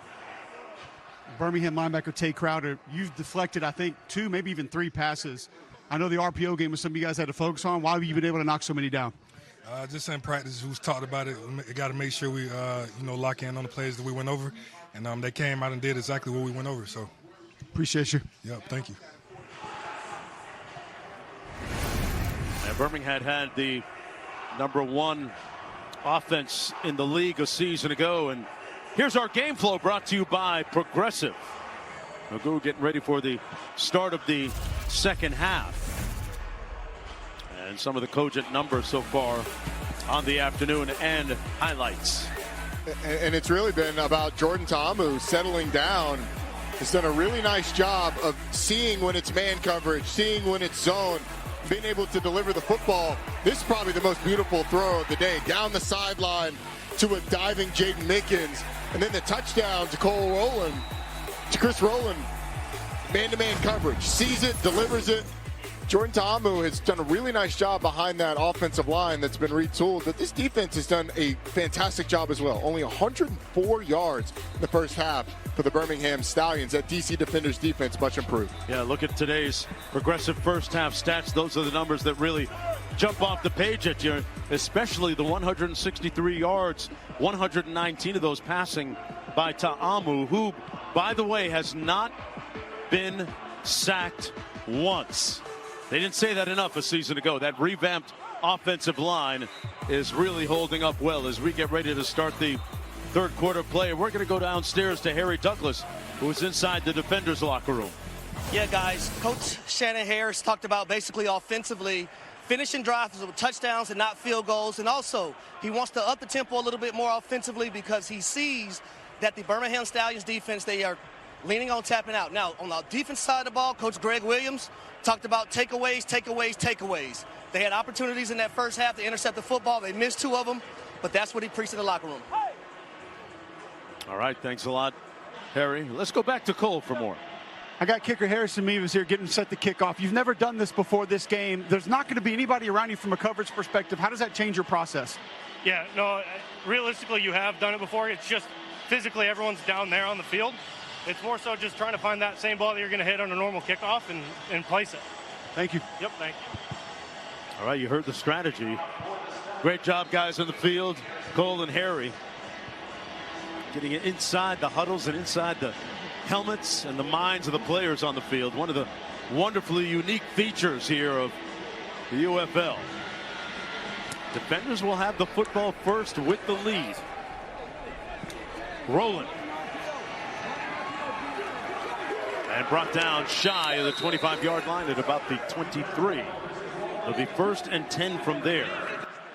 Ta'amu has improved chemistry with his offensive coordinator this year and now involved a little bit more in the game plan, and it certainly seemed to show a little bit, Roddy, at times during that first half. It did, and a lot of it probably shows in things that we can't see, because he's being more vocal about what he doesn't like in game plans. If an offensive coordinator thinks you like everything, he's going to call it based on what he's seeing, and it may not be your favorite play call, but if you can get those out of the game plan going into the game, then you feel comfortable with everything. Second set.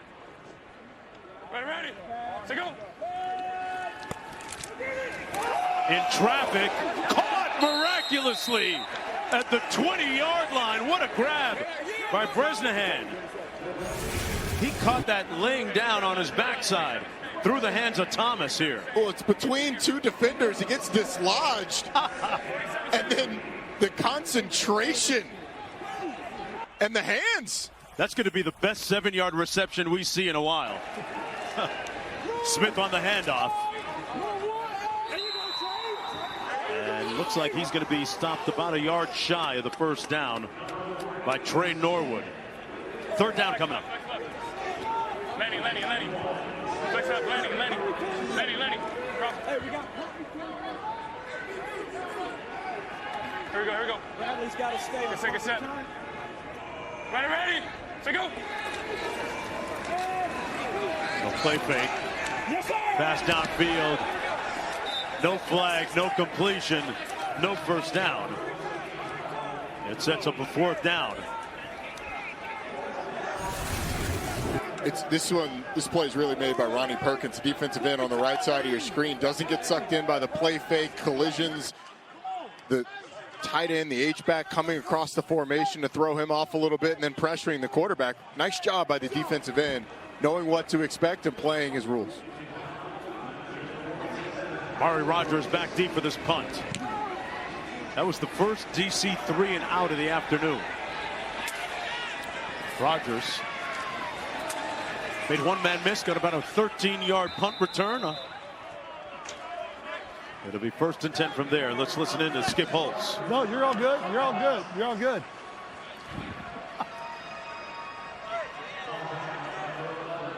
All right, here we go. Let's go Locker. Here we go. Locker. Colts even. Zombie. Locker. Colts even. Zombie. Let's go Locker. Colts even. Zombie. I want ready. About the multitasking of Skip Holtz. Made that nice catch. While trying to get the play call. Mark for 9, 48, take the bait, cover.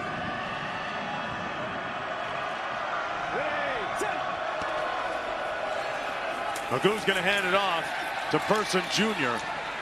Gets out over the 25 to the 26. Okay. Here we go. Here we go. Let's go, Rio. Rio, Texas side, dribble it. Rio, Texas side, dribble it. So we watch that safety. Texas side. On the dribble.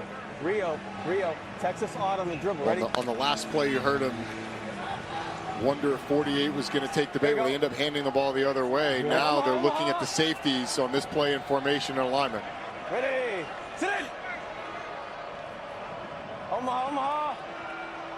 Ready, sit. Keep it on the ground. Nice crimson run. Person Jr. sprinting out to the 37. Picks up the first down. Nicholson finally tripped him up. Here we go. Let's go, Rob. Atlanta Reed. 14 fade. Rob. Atlanta. Viking Reed. 14 fade, right?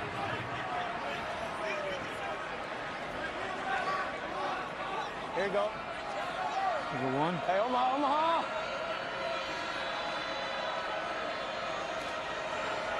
Ready, set. But a quarterback draw, and Magoo slides in safely. Okay, let's go. At the 42, so they're going to mark it. What do you run to take advantage of what they're doing? With what you see? Little quarterback draw. Opens up on the left side, and then slide there. Keeps the quarterback safe. I'm proud of Alex Magoo for sliding. Yeah, he got down that time. Yeah. Hey, that was late as shit. Got upended a little bit earlier. How are those rushing yards looking? I'm feeling like the over's going to be sweet here. 12 rushing yards so far, Cole. We're going to get there. Oh, man, just checking in. Omaha. Just checking in, Cole. Thank you. Ready, set. 2nd and 4. Magoo delivers incomplete, intended for Kane, who was wrestling with the defensive back on that side, Kelvin Joseph. Spot right there. Got a flag. Spot down. 27. Yep, 27. 27. Yeah. Pass interference, number 27, defense, spot foul, automatic first down. He was holding him like next month's rent. Look at that. Just grabbed the inside shoulder and kept him from turning back out. Nothing to see here. Officials all over it. Third quarter just underway. Ball at midfield for the Stallions. Hey, Omaha.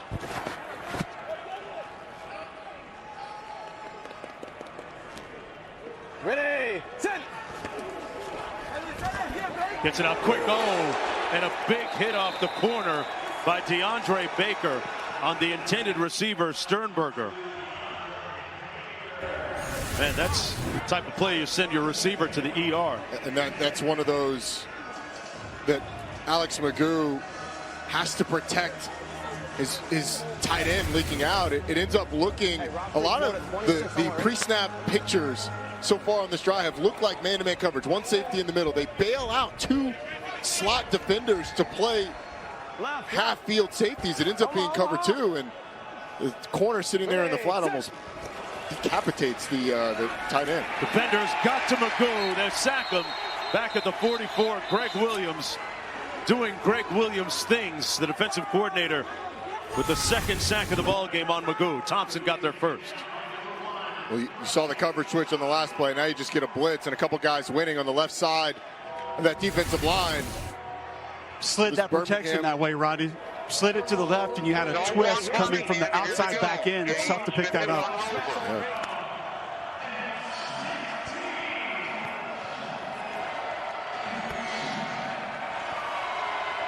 Stallions at 2 or 6 on 3rd down this afternoon.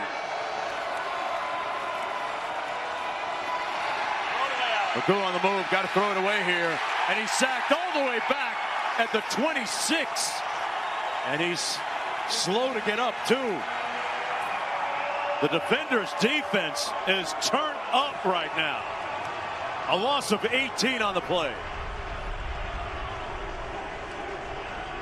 Kyle Phillips with the sack.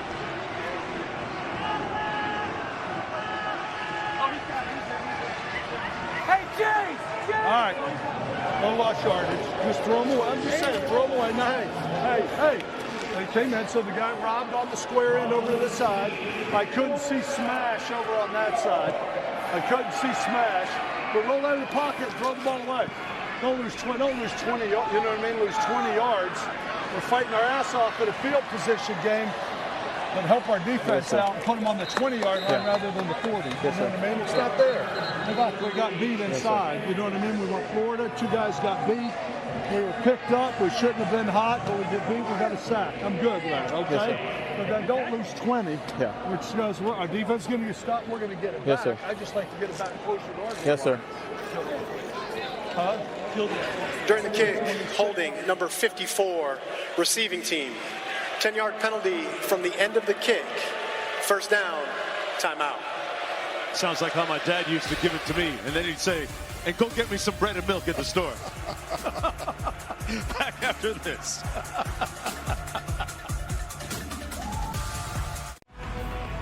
Well, the NFL draft is around the corner, folks. The festivities get started Thursday, April 24th from legendary Lambeau Field in Green Bay. Coverage available on both ESPN and ABC. As we follow out Jordan Ta'umu onto the field to look at some of the notable NFL draft picks on active rosters. Some good players, both in college and guys who have had success both in this league and some success in the NFL too. Yeah. They're going to run it to Smith, picks up a few yards. Hey, Harry, what was NFL draft day like for you? I mean, aside from making sure that your drip was on point, what was next? Well, it was phenomenal. I got to host a little party at Hooters. Yeah, my hometown in Jonesboro, Georgia. So we had a great time, and when I got that Atlanta number calling me, man, it was a dream come true. And my mom, she hasn't been wrong my entire life. She predicted it. She told me I was going to get drafted to the Falcons, and that's exactly what happened. Wow. That's awesome. Got that call with about 20 flats. 20 flats, right? Extra crispy. Extra crispy. With ranch. That's how we do it down south, baby. Empty left, 52 high. The ball at the 26. Empty. No, you go over there. CP, empty left. High. Here we go. Little empty formation right here for the DC defenders on offense. Oh, boy, we got an offsides against the defense there early. Ronnie Perkins got there yesterday. 7 there. Number 7 offside. Yeah. Side number 7. Defense 5-yard penalty results in a first down.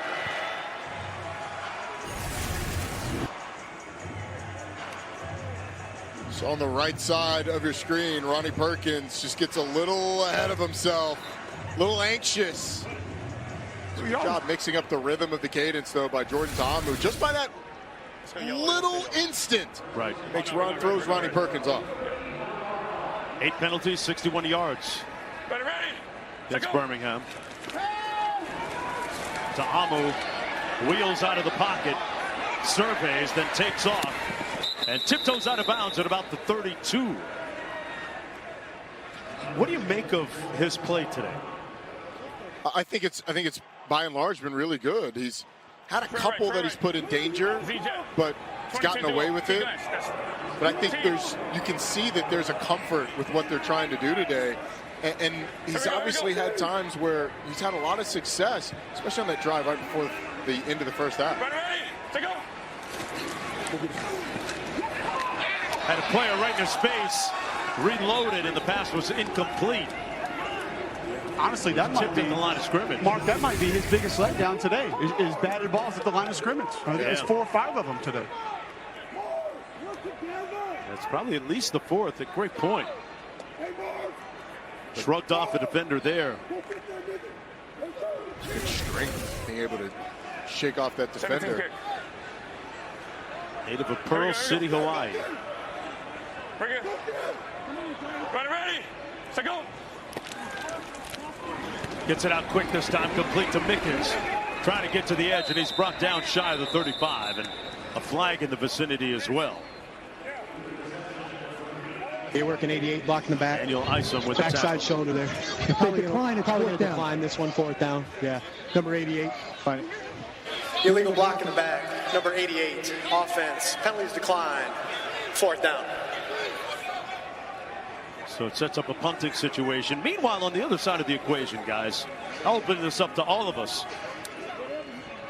Birmingham has had their last 3 drives have all been punts.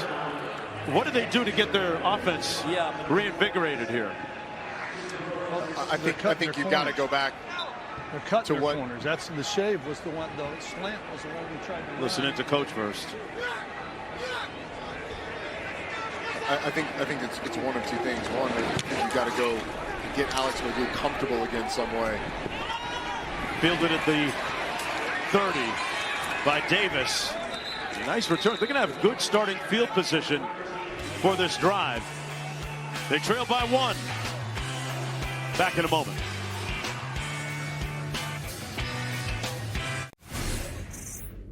All right, Stallions offensive line coach, Coach Goosh. I heard Coach Holtz at halftime challenge your group to get the pad level down, try to come off the football, get a little bit more movement.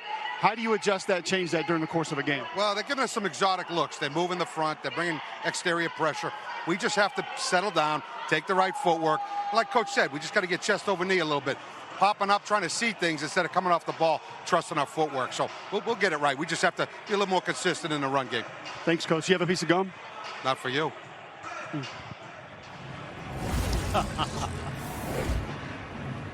See, I'm feeling cold. I know there's more there.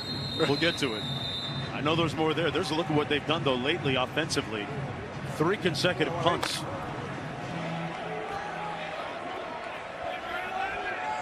Kane splits out wide to the bottom of your screen. They go 3 by 1.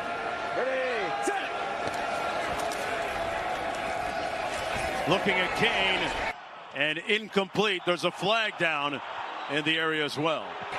Defended by DeAndre Baker, one of the stars of that defense. Number 2. Number 2, 5-yard penalty, automatic 1st down. Yes. Prior to the pass, holding, number 2.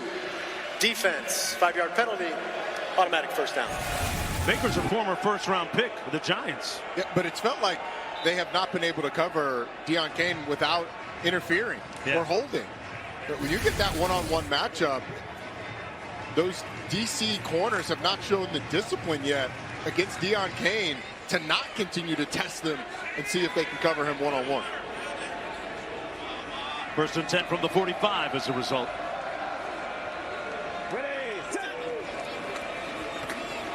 Magoo held onto the ball and paid the price. Sacked back at the 35. Good pressure up front, and Greg Williams' defense has been winning of late. The 4th sack right there. And it looked like just a misread by Alex Magoo. He thought the blitzer was going to take the back, ends up pulling the ball, but if he hands it to the back, you're at least getting... Big chunk, Roddy. You're right. I think you're at least getting a 1st down out of it. There was a blocker out front. It looked like that entire right side was open. 2nd and 17.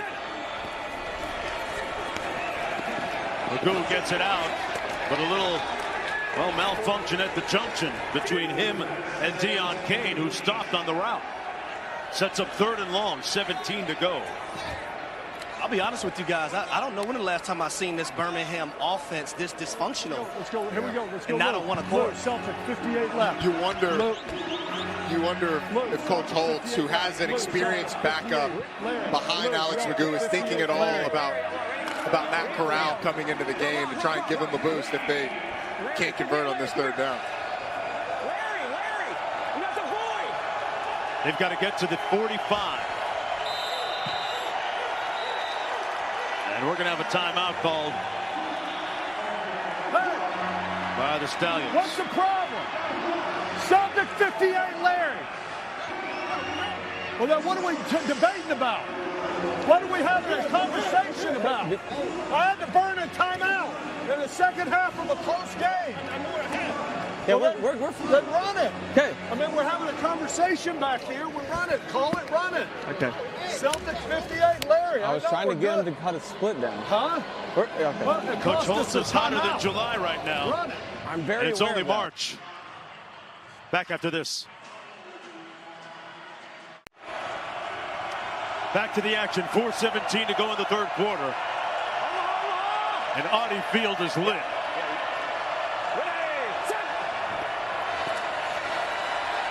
McGough under duress, got away, got rid of it, got picked off. Baker comes back and atones for the penalty.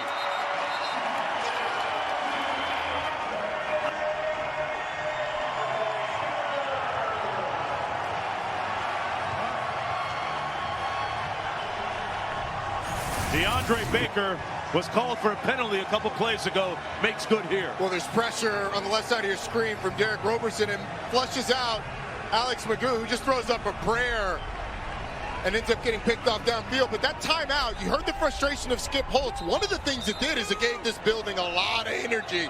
That defensive line was teeing off. And it ends up in a turnover. The DC defenders, what a nice job of this defense.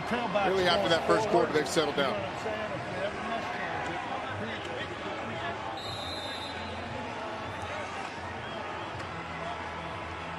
Baker, as I mentioned, former first-round pick of the New York Giants. He was all UFL a season ago. Yeah, Nike. Ready. Take go. See if they take a shot here to take advantage of the turnover. They'll keep it on the ground with Smith. Picks up a few yards out to the 24. Second down coming up. Keep in mind, these Birmingham Stallions are the reigning champs. They've won 3 consecutive spring football championships.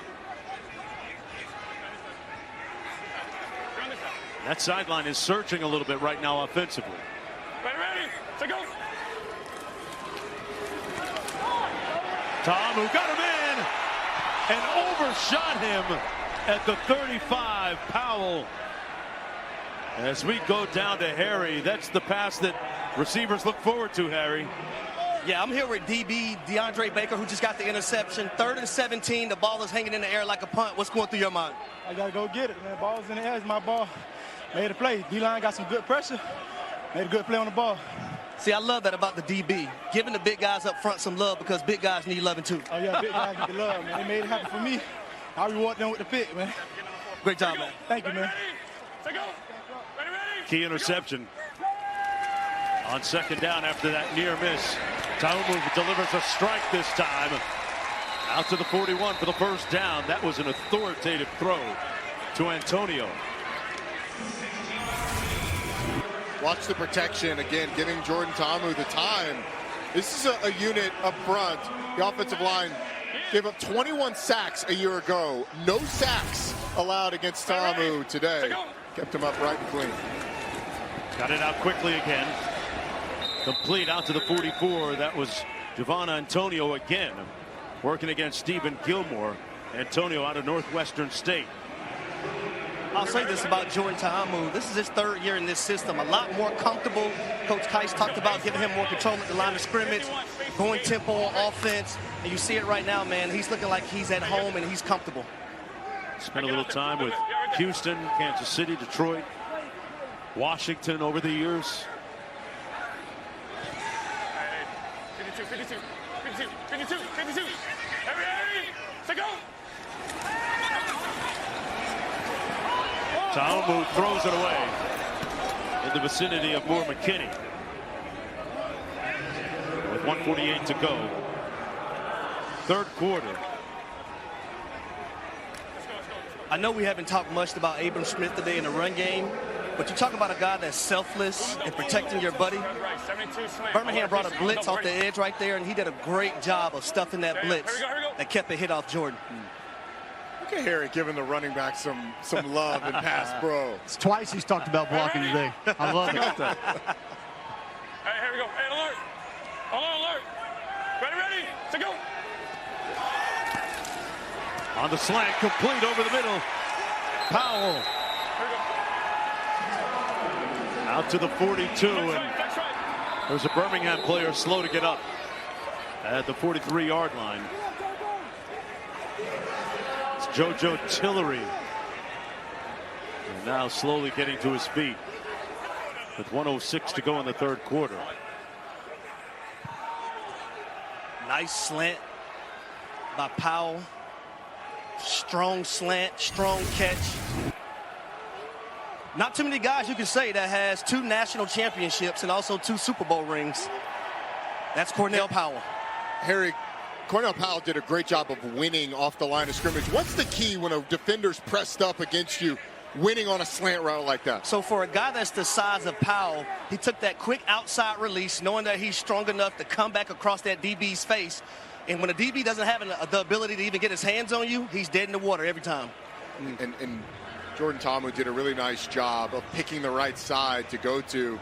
It's a mirrored concept, which means you have the same route concept on both sides. Flat by the inside receiver, slant by the outside receiver. You pick your favorite side or your favorite matchup. He goes to Cornell Powell, and it's easy pitch and catch. Yeah, and good to see Tillery able to walk off the field under his own power. A little over a minute to go in the third quarter on this UFL opening weekend. Wendy's. Ready, so go. 5 consecutive passes for the defenders before handing it off on this play to Smith. Good job, and Smith picks up a yard. They really haven't gotten the running game going with Abram Smith. Flex right, lasso. Which can be frustrating, but I like the patience and the fact that they're still going back to it. Ta'amu rolls to his right, directing traffic, and then throws it that's incomplete. Yeah, Roland was out of bounds when he made the catch, so we're looking at a 3rd down and 9 right now. Another 3rd down for this DC offense.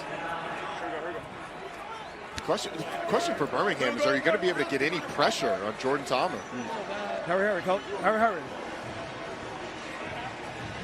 I think the tempo today by the offensive DC has really eliminated that opportunity for this defense of Birmingham. 3rd and 9. Ready, so go. Got to get to the 33. Complete. Caught. 1st down at the 32-yard line. Roland. Chris Roland having a pretty good afternoon here with that 10-yard gain. His 2nd year with the defenders and making an impact when we come back for the 4th and final quarter. For the start of the 4th quarter, with DC holding the lead as we bring in Aaron Dolan again. Aaron, what do you have for us? What are those lines doing? Well, for the first time in this game, the DC defenders are actually favored to win it. That's on the money line, as well as them laying a 1.5. So we've seen so far in this game, because the Stallions were favored by as much as 9.5 points, an 11-point swing on the spread. And then as for that total, it continues to drop. We're seeing it at 36.5. And guys, we need some points, some excitement, because these player props are also playing to the under right now. So hopefully come this 4th quarter, we see some points and some of these player props hit the over and cash for us. Well, Aaron, your man right here, Mark Jones, picked Ta'amu at the over 201 yards. He's at 172 right now, Roddy. I don't want to say that I'm on point. Well, you just hold on, Mark. There's no I in team, okay? Your boy Mark Jones here picked Jordan Ta'amu. What is going on here? I'm sorry. He's the point guard who got your number before we lost the game. Hey, exactly. Defenders with the football. You know, Cole reminded us of something in the break that is obvious, but also doesn't feel like it's still a 1-point game. If Birmingham can come up with a stop and get something on offense, you know, it doesn't feel like it, but they're still well in this game. Yeah. Ta'amu into a tight window, incomplete, intended for Ty Scott. Broken up nicely on the play. It'll be 2nd and 10. There's a look at our picks and the respective odds.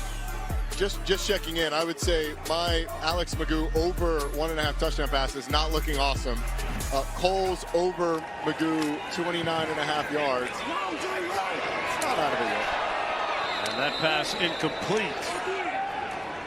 Intended for Ty Scott. Broken up by Gilmore. So quickly, 3rd and 10 coming up. So one of the things you cannot do as a wide receiver when a quarterback is throwing with anticipation is slip and fall down on the route. Luckily, right there, that is not an interception by the Birmingham Stallions. It really should have been. And we've seen one interception, but we've seen probably 3 of them dropped today. This is the 12th play of the drive for DC. Longest of the day. Taumu goes through his progression, complete for the first down. Antonio still on his feet inside the 20. His forward progress is going to be marked at about the 17, and it'll be 1st and 10. This is such a good catch by Javon Antonio. The ball's behind him. He's got to snag it with his hands. His momentum's going the opposite way. Brings it in. Another 3rd down conversion by DC. They keep it on the ground. Smith this time. Flag down. Look at the pile. Move all the way down to the 5-yard line. But we have a flag on the play. They got a 1st down. 12 players on field. Defense. That penalties decline. Result of play. 1st down. So, Mark, I'm over here laughing because head coach Shannon Harris, he's an offensive guy. He's jumping up and down, telling the offense, tempo, tempo, tempo. Don't give Birmingham a time to rest. Yeah. Keep them reeling. They're on their heels right now, Harry. It's the first time they've gotten a penalty out of it, but it's affected this pass rush all day long. Down to the 4-yard line, it's Smith on 1st and goal. Zeno making the tackle on the play. Back up the line pretty quickly. Tell him again.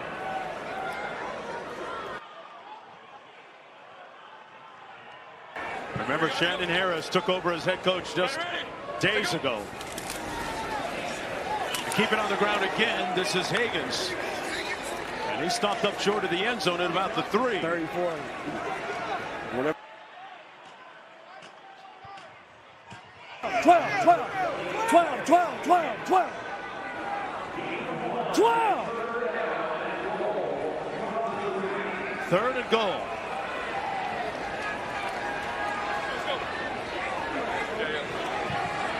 Deion Jackson in the backfield.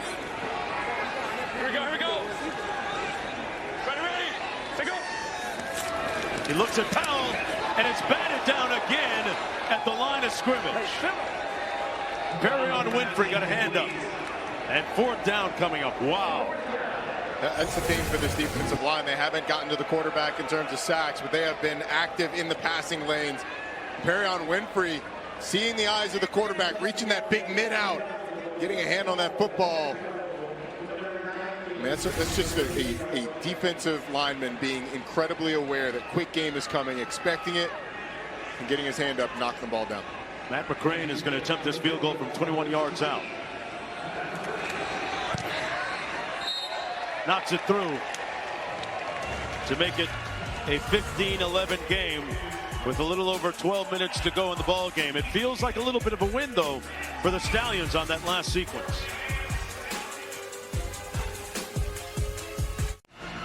Major League Baseball is back, folks, and the first Sunday Night Baseball of the season is tonight at 7 Eastern. The Atlanta Braves taking on the San Diego Padres. Baseball tonight leads off right after our game here in Washington, D.C. Mark Jones, Roddy Jones, Cole Kublik, and Harry Douglas on the first full weekend of UFL football. And it has been a really tight and intriguing game here today on the 4th and final one. Right now, the defenders leading by 4. Maybe Birmingham can get a little momentum from the stop the defense got a few moments ago, forcing a field goal. This is Deion Kane on the return.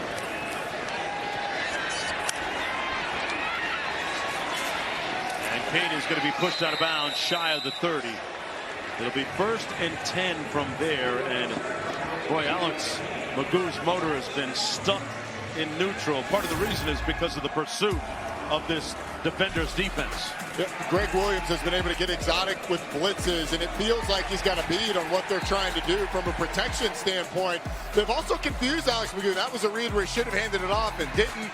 And then the coverage down the field has created some sacks as well, with Magoo not seeing it while he's in the pocket and escaping. So it's really been a full team defense thing. I think this improved secondary has really shown up, though, today, because when Greg Williams has gone man-to-man coverage, these Birmingham receivers have not been able to get open. They've had him surrounded like Pharaoh's army. They keep it on the ground here on first down and a flag. 90. On to the 32. Sagono making the tackle on the play. What'd he do? But all Hands to the face, number 90, defense, 5-yard penalty, automatic first down. It's against Niles Scott. That may be the juice that this team needs. You get a couple yards, get a first down. Get it however you get it. However you can. What do they do to create something? Skip Holtz, the head coach and offensive coordinator, offensive play caller for Birmingham, talked about coming back to a double move potentially at some point. If you don't go to that, try and create something. Rodgers in motion, but they keep it on the ground. Good pursuit from behind against Marable to make the tackle. That was Kelvin Joseph that dragged them down. Let's listen in to Coach Greg Williams. Joker, pay attention. Games, 51 over.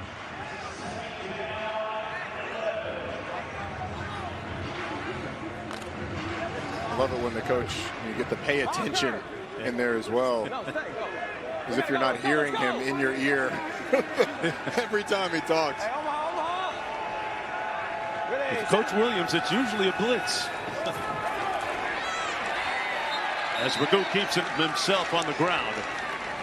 Picks up a couple of yards. Andre Mintz make the tackle on the play.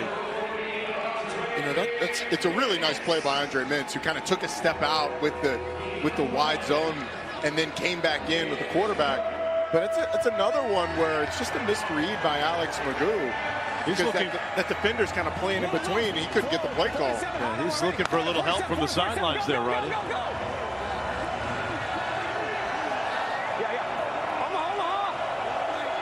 They failed to convert on their last 4 third downs. Flags down. Magoo on the move. Gonna tuck it. Got the first down and then some, slides at the 40. But will this stand? We'll see. But that was an impressive sprint. Looks like it's coming back. Offense, 5-yard penalty.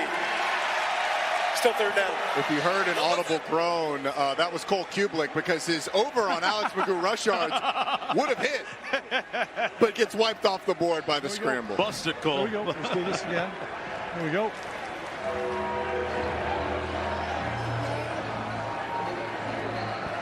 Let's go low. Here we go. Let's go low. Here we go. Let's go low. Celtic 49. Lou, Celtic 49. No stop.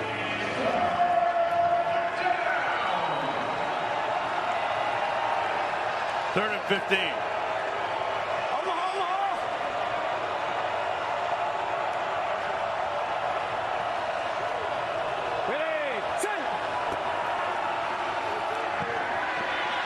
Magoo going to try and do it himself. Takes out his do-it-yourself kit and does. Out to the 48-yard line on the defender side of midfield. A dynamic sprint for the first. Dynamic indeed. The hole just opens up and it's man coverage. So all the defenders' backs are turned to the quarterback looking at their receivers. There's acres of space for Alex Magoo, who now sits at 32 yards rushing.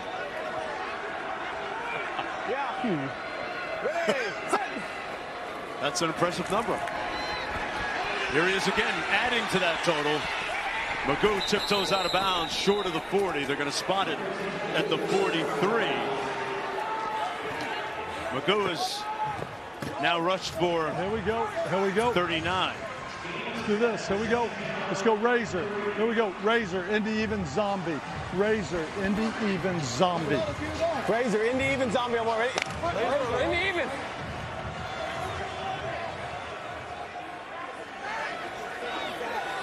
Go trips right.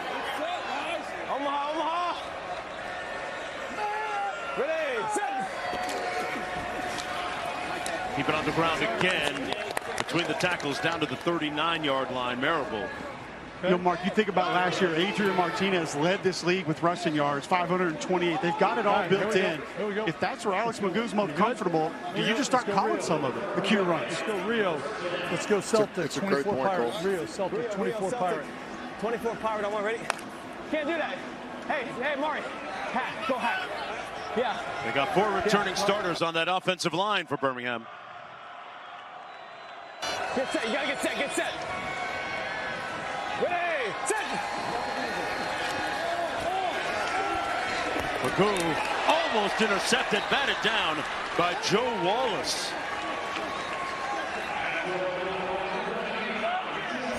So 3rd and 10 coming up. Joe Wallace in the middle. Just kind of sees the back behind him. Fades away from the offensive lineman and knocks the ball down.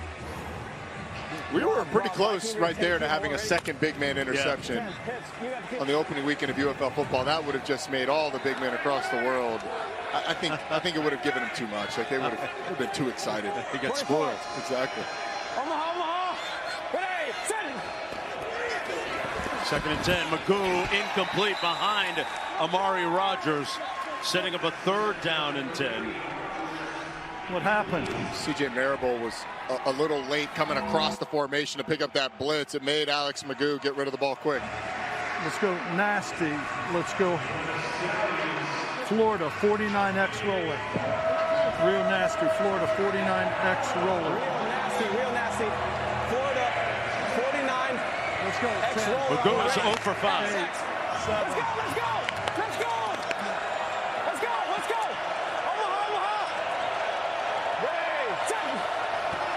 Got it up in time, under duress and sacked back at the 48. He failed to get rid of the ball again.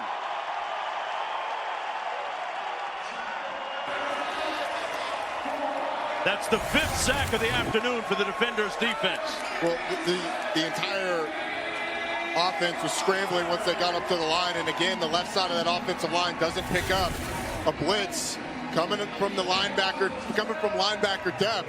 Greg Williams has been on it, dialing up things to beat this protection. Alex Magoo really had no shot. You could sort of hear the frustration that the tag on the X wasn't run. I don't think he would have been able to get it to him anyway. 4th and 22, and Wadman into punt. Rolling back deep, watches it bounce into the end zone. It'll be 1st and 10, 5:35 to go on this opening weekend. The defenders looking to avenge a loss against this team a season ago. We're back at Audi Field. I'm with defensive coordinator Greg Williams. Your defense today so far, 5 sacks, interception, forced fumble. You've held that offense 3 for 10 on 3rd downs. What don't you like about your defense so far? You know, some of them catch the ball like you did when you played, and we'd have 19 interceptions. I'm just kidding you. I was about to say, hold on, Greg. I may have gotten you fired. That's true. We dropped 3 interceptions in our hands, and then we have to have some rush integrity right now. And the only success that they're having right now, the quarterback's a really good mobile quarterback, and we're calling some stuff to make sure that we keep him in the pocket. He escaped the pocket too easy on us, and that's just not good. But I will tell you this. These guys are all on the same page. They want to be better than they've ever been before, and they're not allergic to the F word. I love it. I do too. Great job, Coach. Oh, Harry, he was just kidding. You know he was just playing, Harry, Offense, right? 5-yard penalty. But I had to let him know. Still 1st down. That's a long-time Atlanta Falcon talking to a long-time defensive coordinator for the New Orleans Saints. Right. That rivalry doesn't go away. It never goes away. On the double, ready. Here we go. I may have just gotten you fired. Might be the best humble brag I've ever heard on live television. Ready. Go. Man. Another It's a free play, right? overzealous lineman I've got for the contact Stallions. 98. But they hit me, though. Okay, item which was on 98. Encroachment, number 98. Defense with contact, 5-yard penalty, still 1st down. Back 5, You know, forward 5. 5:35 to go. Guys, as much as Birmingham's offense has been futile for the entire second half, they're still a score away. Right? This defense has kept them in the game by not letting DC get in the end zone. Keep it on the ground. Deion Jackson with extra effort, interminable effort, out to the 32-yard line. Zeno making the tackle on the play. And if you're DC, the goal is now to try and get this thing at least to the 2-minute timeout. Okay. Couple of first downs. That's when the clock stoppage rules take over, where it's an incomplete pass out of bounds. The clock will stay stopped, but until then, that clock is going to run. So it's about staying on the field and picking up first downs. 2nd and 4. A burst through the hole up the middle between the tackles out to the 43. Big time run by Jackson again. Man, what an impressive burst. This might be the best run by this DC team all day. The double team by the right side of the offensive line opens up the hole. A couple of really nice combo blocks up front. Open up that hole for Deion Jackson. They ran through Birmingham like a stimulus check that time.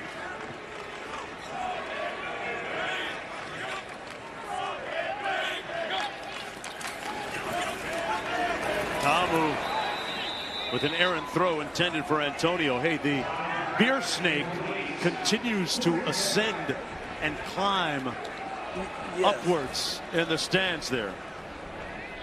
And coach talked about adding that last cup onto it when it's all said and done. We saw Shannon Harris, the interim head coach, speak with us at the top of the show about adding the final touches on that beer snake.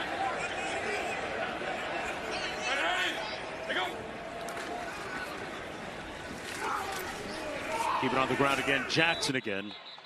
I'm guessing the cup estimate is about 900 cups right now. I think the record. You're going 900. I'm going 900. If the record's 1,200, they're about 900 right now. I'm going to go a little less than that. You know, I think they're about 762 right now. 760. See what throws me off? If it's not a red cup, it throws me off a little bit.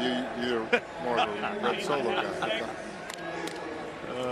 There it is. Got a player. Go that way, go that way, go that way. No, I'm trying to. Down on the field, a little shaken up. With 3:40 to go.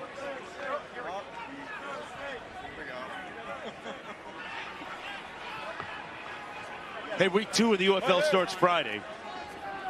These Birmingham Stallions taking on Michigan at 8 Eastern on Fox. Then on Saturday, DC hosts Memphis at 8 on ABC. Then catch 2 games next Sunday, starting with Houston and Arlington at noon on ESPN. And then San Antonio and St. Louis face off at 6:30 on FS1. Beat the snake. Harry, what is it, 16 ounces at a time? All right, y'all, so I'm in the crowd right here with the beer snake. I'm here with the bottom of the beer snake. How heavy are those cups? How heavy are they? Very. I'm like Atlas right now, holding up the entire world, holding up the beer snake. My man. Let me ask you, what does this crowd mean to the DC Defenders? What does it mean to this city? You see guys here in costumes, everyone participating, holding the stake. You see sunglasses, cheers. What does the beer snake mean to DC?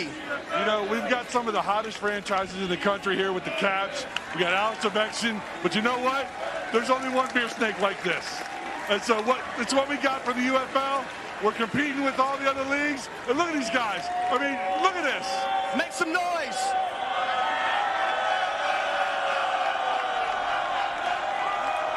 Hey, Harry, do you think you can get an unofficial? Harry, can you get an unofficial count on the cups? So how many cups do y'all think is stacked up right now? Probably about 2,000. I'd say about 2,000 right now. About 2,000 cups. I'm taking the under on that, Harry.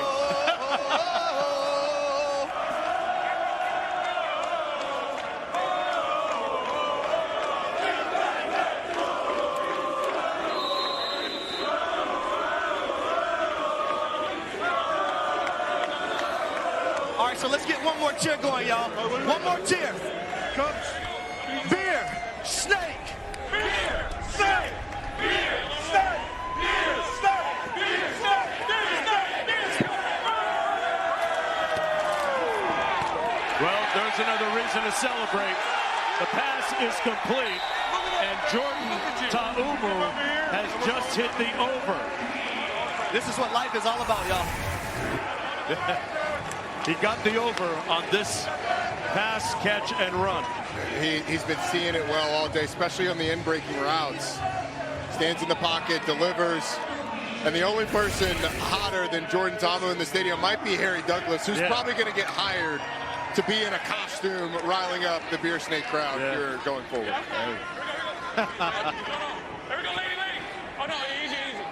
Ta'umu has now thrown for 211 yards.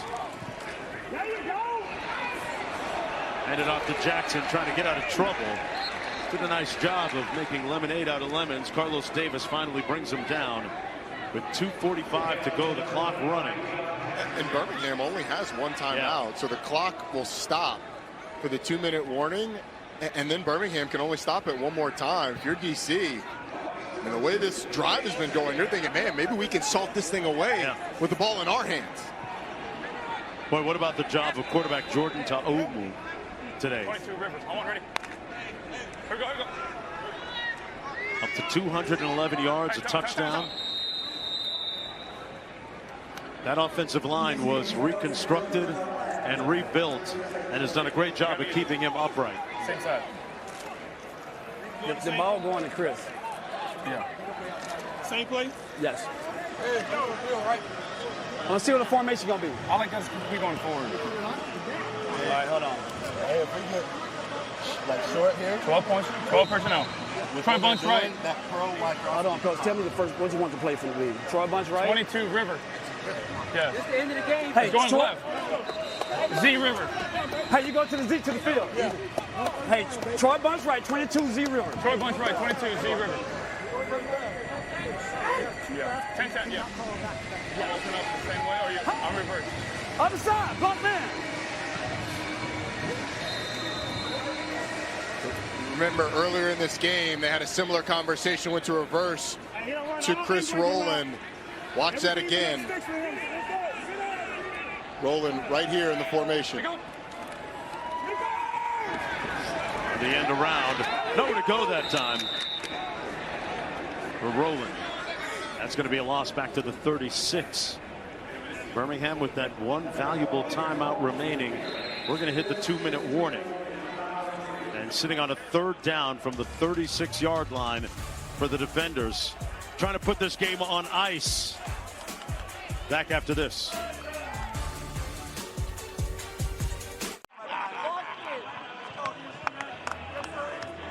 I think it's safe to say, ladies and gentlemen, that I've had a lot of fun over here in the Beer Snake section. And on the count of 3, we're going to do something that's very special to a lot of people. 1, 2, 3, that boy bang! Mark, back to you, baby. I don't know exactly how to follow that up, man. That's just iconic moment as the Beer Snake snakes its way towards the top. But a pivotal play coming up here on the field. Third down for the defenders. Clinging to this lead.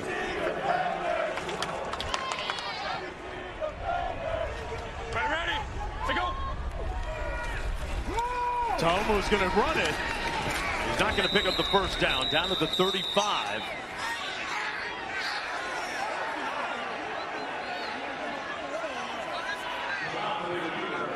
So they get the stop. The Stallions do. And they burn their final timeout with 1:55 to go. Matt McCrane, their place kicker, has a long of 58. They opted to go conservative. Yes. Pull that last time out. And now attempt the field goal, a long field goal. If you miss it, Birmingham's going to get the ball at the spot of the kick. Yeah. McCrane's career long is 58. They're going to spot this one as a 53-yard field goal.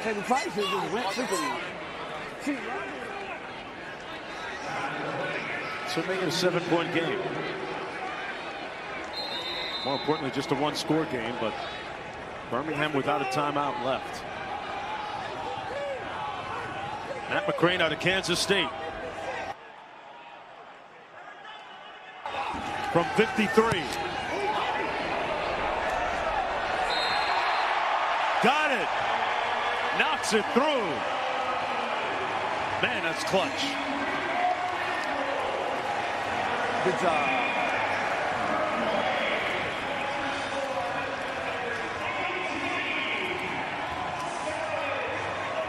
Hey, tonight is Hockey Night on ESPN. The Kings look to keep pace with the Western Conference playoff race when they host the Sharks. Tonight at 10 Eastern on ESPN. Sharks and Kings. So, man, Birmingham's got to move very expeditiously here. They got to move it fast with 1:50 to go and no timeouts remaining. 150 is plenty of time, though. You need a touchdown and the 1-point conversion to tie it. That field goal forces a decision.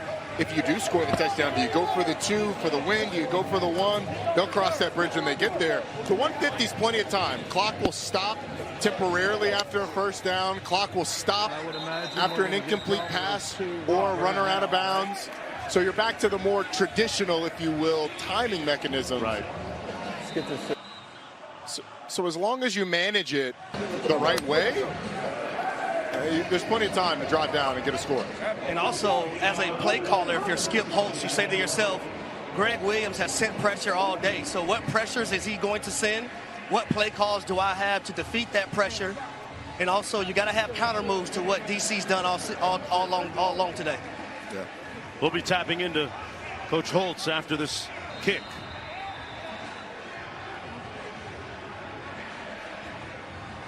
Deion Kane back there for the kick.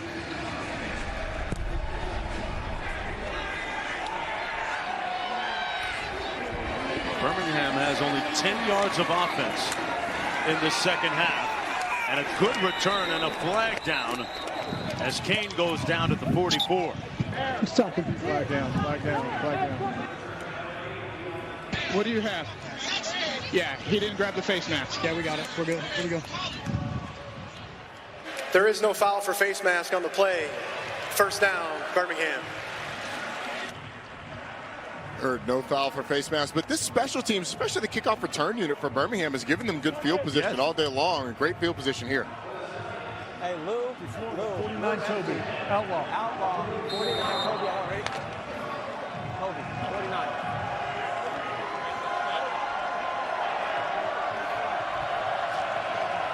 Hey, Omaha.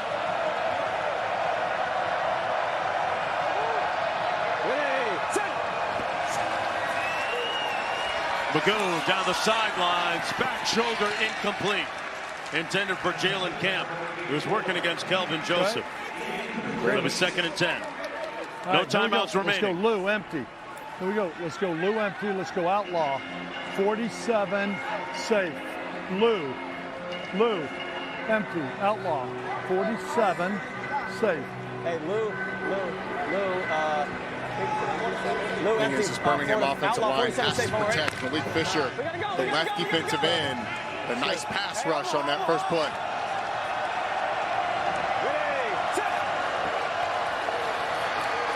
They got to Magoo, sacked him at the 35. That was Robertson. Let's go on the ball. I know, on the ball. Here we go. Same thing. Now you've got to hurry. You've got to get the receivers back. The play call's got to get in. Hey, let's go. It's 3rd down, but obviously you've got 2 plays to get it.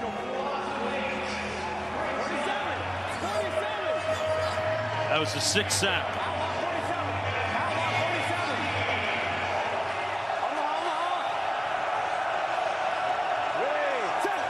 Third and 18. More pressure. This time he creases that front and tiptoes out of bounds. They're going to spot it at the 45. They gave him a very favorable spot. First down. It's been the most effective offense for them in the second half. It's Alex Magoo doing it with his legs, especially on the scrambles. This DC secondary has played a lot of man-to-man coverage. When that happens and Alex Magoo can break the defensive line, he's had a lot of room to run. Under a minute to play, 58 seconds to go. Birmingham doesn't have any timeouts remaining. Yeah, you want to challenge for holding by number 8 of the offense? Yeah, whoever the guy is. The edge block, yes. Yeah, on the edge there with the back. Okay. The defenders are challenging the hold, a potential hold. Of a potential hold by the receiver number 8. Previous play is under further review. I'm with you, Mike. Okay, so I'm just going to be live to you guys. So I'm looking at the end zone. I'm looking at the end zone shot here. It's number 8. That's where they want to hold outside. Just watching it at full speed. There's a little bit of a grab, but I don't see a material restriction. I want to see a lot more for holding here. This is my best look. You have anything else, Frank? Okay. Yeah. There's not enough. That's not a hold. So, Mike, no hold here. They'll lose the challenge, and they're charged a timeout, okay? No remaining challenges for the game. Correct. And the timeout has been charged. Correct. Gotcha. You have a first down. Let's move this chain. Yeah, we do have There is no foul after review for holding by number 8 of the receivers, or the offense. DC has charged a timeout and will have no remaining challenges for the game. It'll be first down. Boy, that's great stuff. Great insight. Well, kudos to the team for getting it done quickly, and the entire staff there getting that done quickly. But you could, I just love hearing the thought process. Dean Blandino taking us through. There's a little something, but not a material restriction. So while it looked like it maybe to the naked eye or the DC defender's eye, love that we get to hear why it's not a hold on the play on the challenge. The defenders lose a timeout in the process. First and 10 from the 45. Magoo pulls, almost intercepted. There's a flag down. DeAndre Baker almost had his second pick of the game. Talk to me, open it up.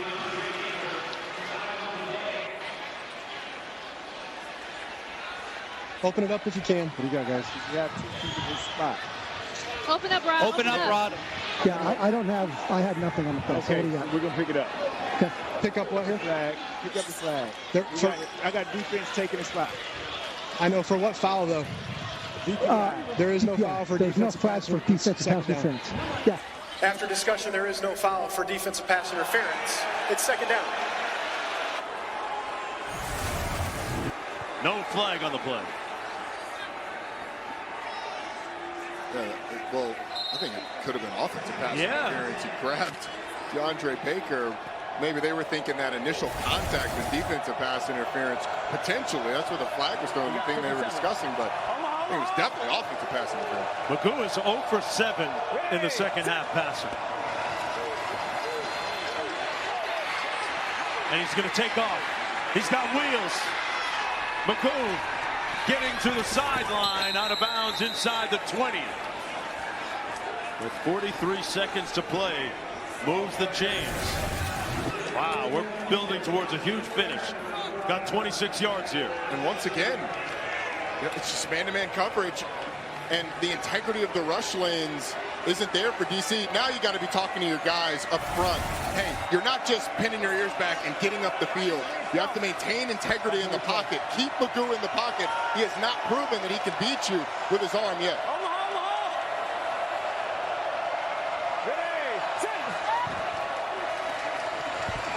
Magoo throws it away, incomplete.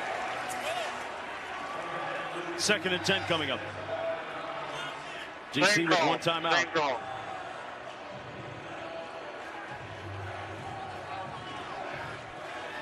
Alex Magoo is really frustrated with Austin Watkins, the receiver to that side. He's motioning for him to go up the field, kind of near where he threw it. Same call. It's going to be cover 2 again.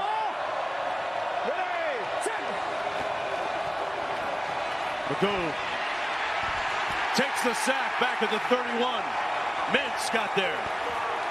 And the clock is running. They're going to have to hurry if they're going to get it. That's a 7th sack. They have been in his face like acne today.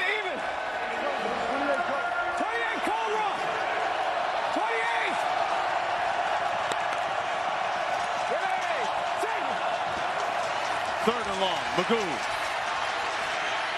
looking. And sacked again at the 32. That's the ball game. Yep, that'll do it.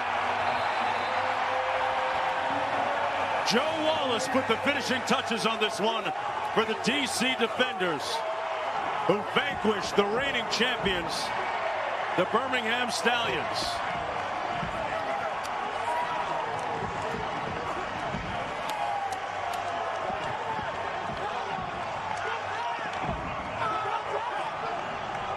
And what a win for interim head coach Good job, Coach. Shannon Harris. You told me at the headquarters.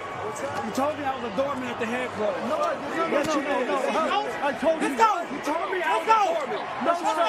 No, sir. Look at that. You told me I was a doorman. What? Fuck you talking about? You told me I was a doorman. No, I did not. Hey, thanks, guys. Y'all, I'm here with head coach Shannon Harris. Coach, what are you so fired up about? It was personal. You know, our guys fought hard, man, and we've talked about it all year, all camp. Coach Barlow did a really good job of getting his team ready to go in camp, and then we just continued what we've been taught the entire time. Very emotional win for these guys. They deserve it, and we're excited for it. Your defense had 8 sacks. You control the offense of the Birmingham Stallions. What do you got to say about that side of the ball? Man, our defense is outstanding. Anytime you can contain these guys the way we did today, you're talking about 3-time champs. A lot of respect for those guys, you know. Coach Holtz have done a good job with that organization. Hats off to those guys, but our guys wanted it more. Thank you, Coach. Appreciate it. Thanks, man. Shannon Harris took over the reins of the organization just a little over a week ago. And Jordan Ta'umu was wonderful in orchestrating this victory today to start the season 1-0. For our entire UFL broadcast team, thanks for watching. Now let's send it to Baseball Tonight's crew for a Sunday night countdown.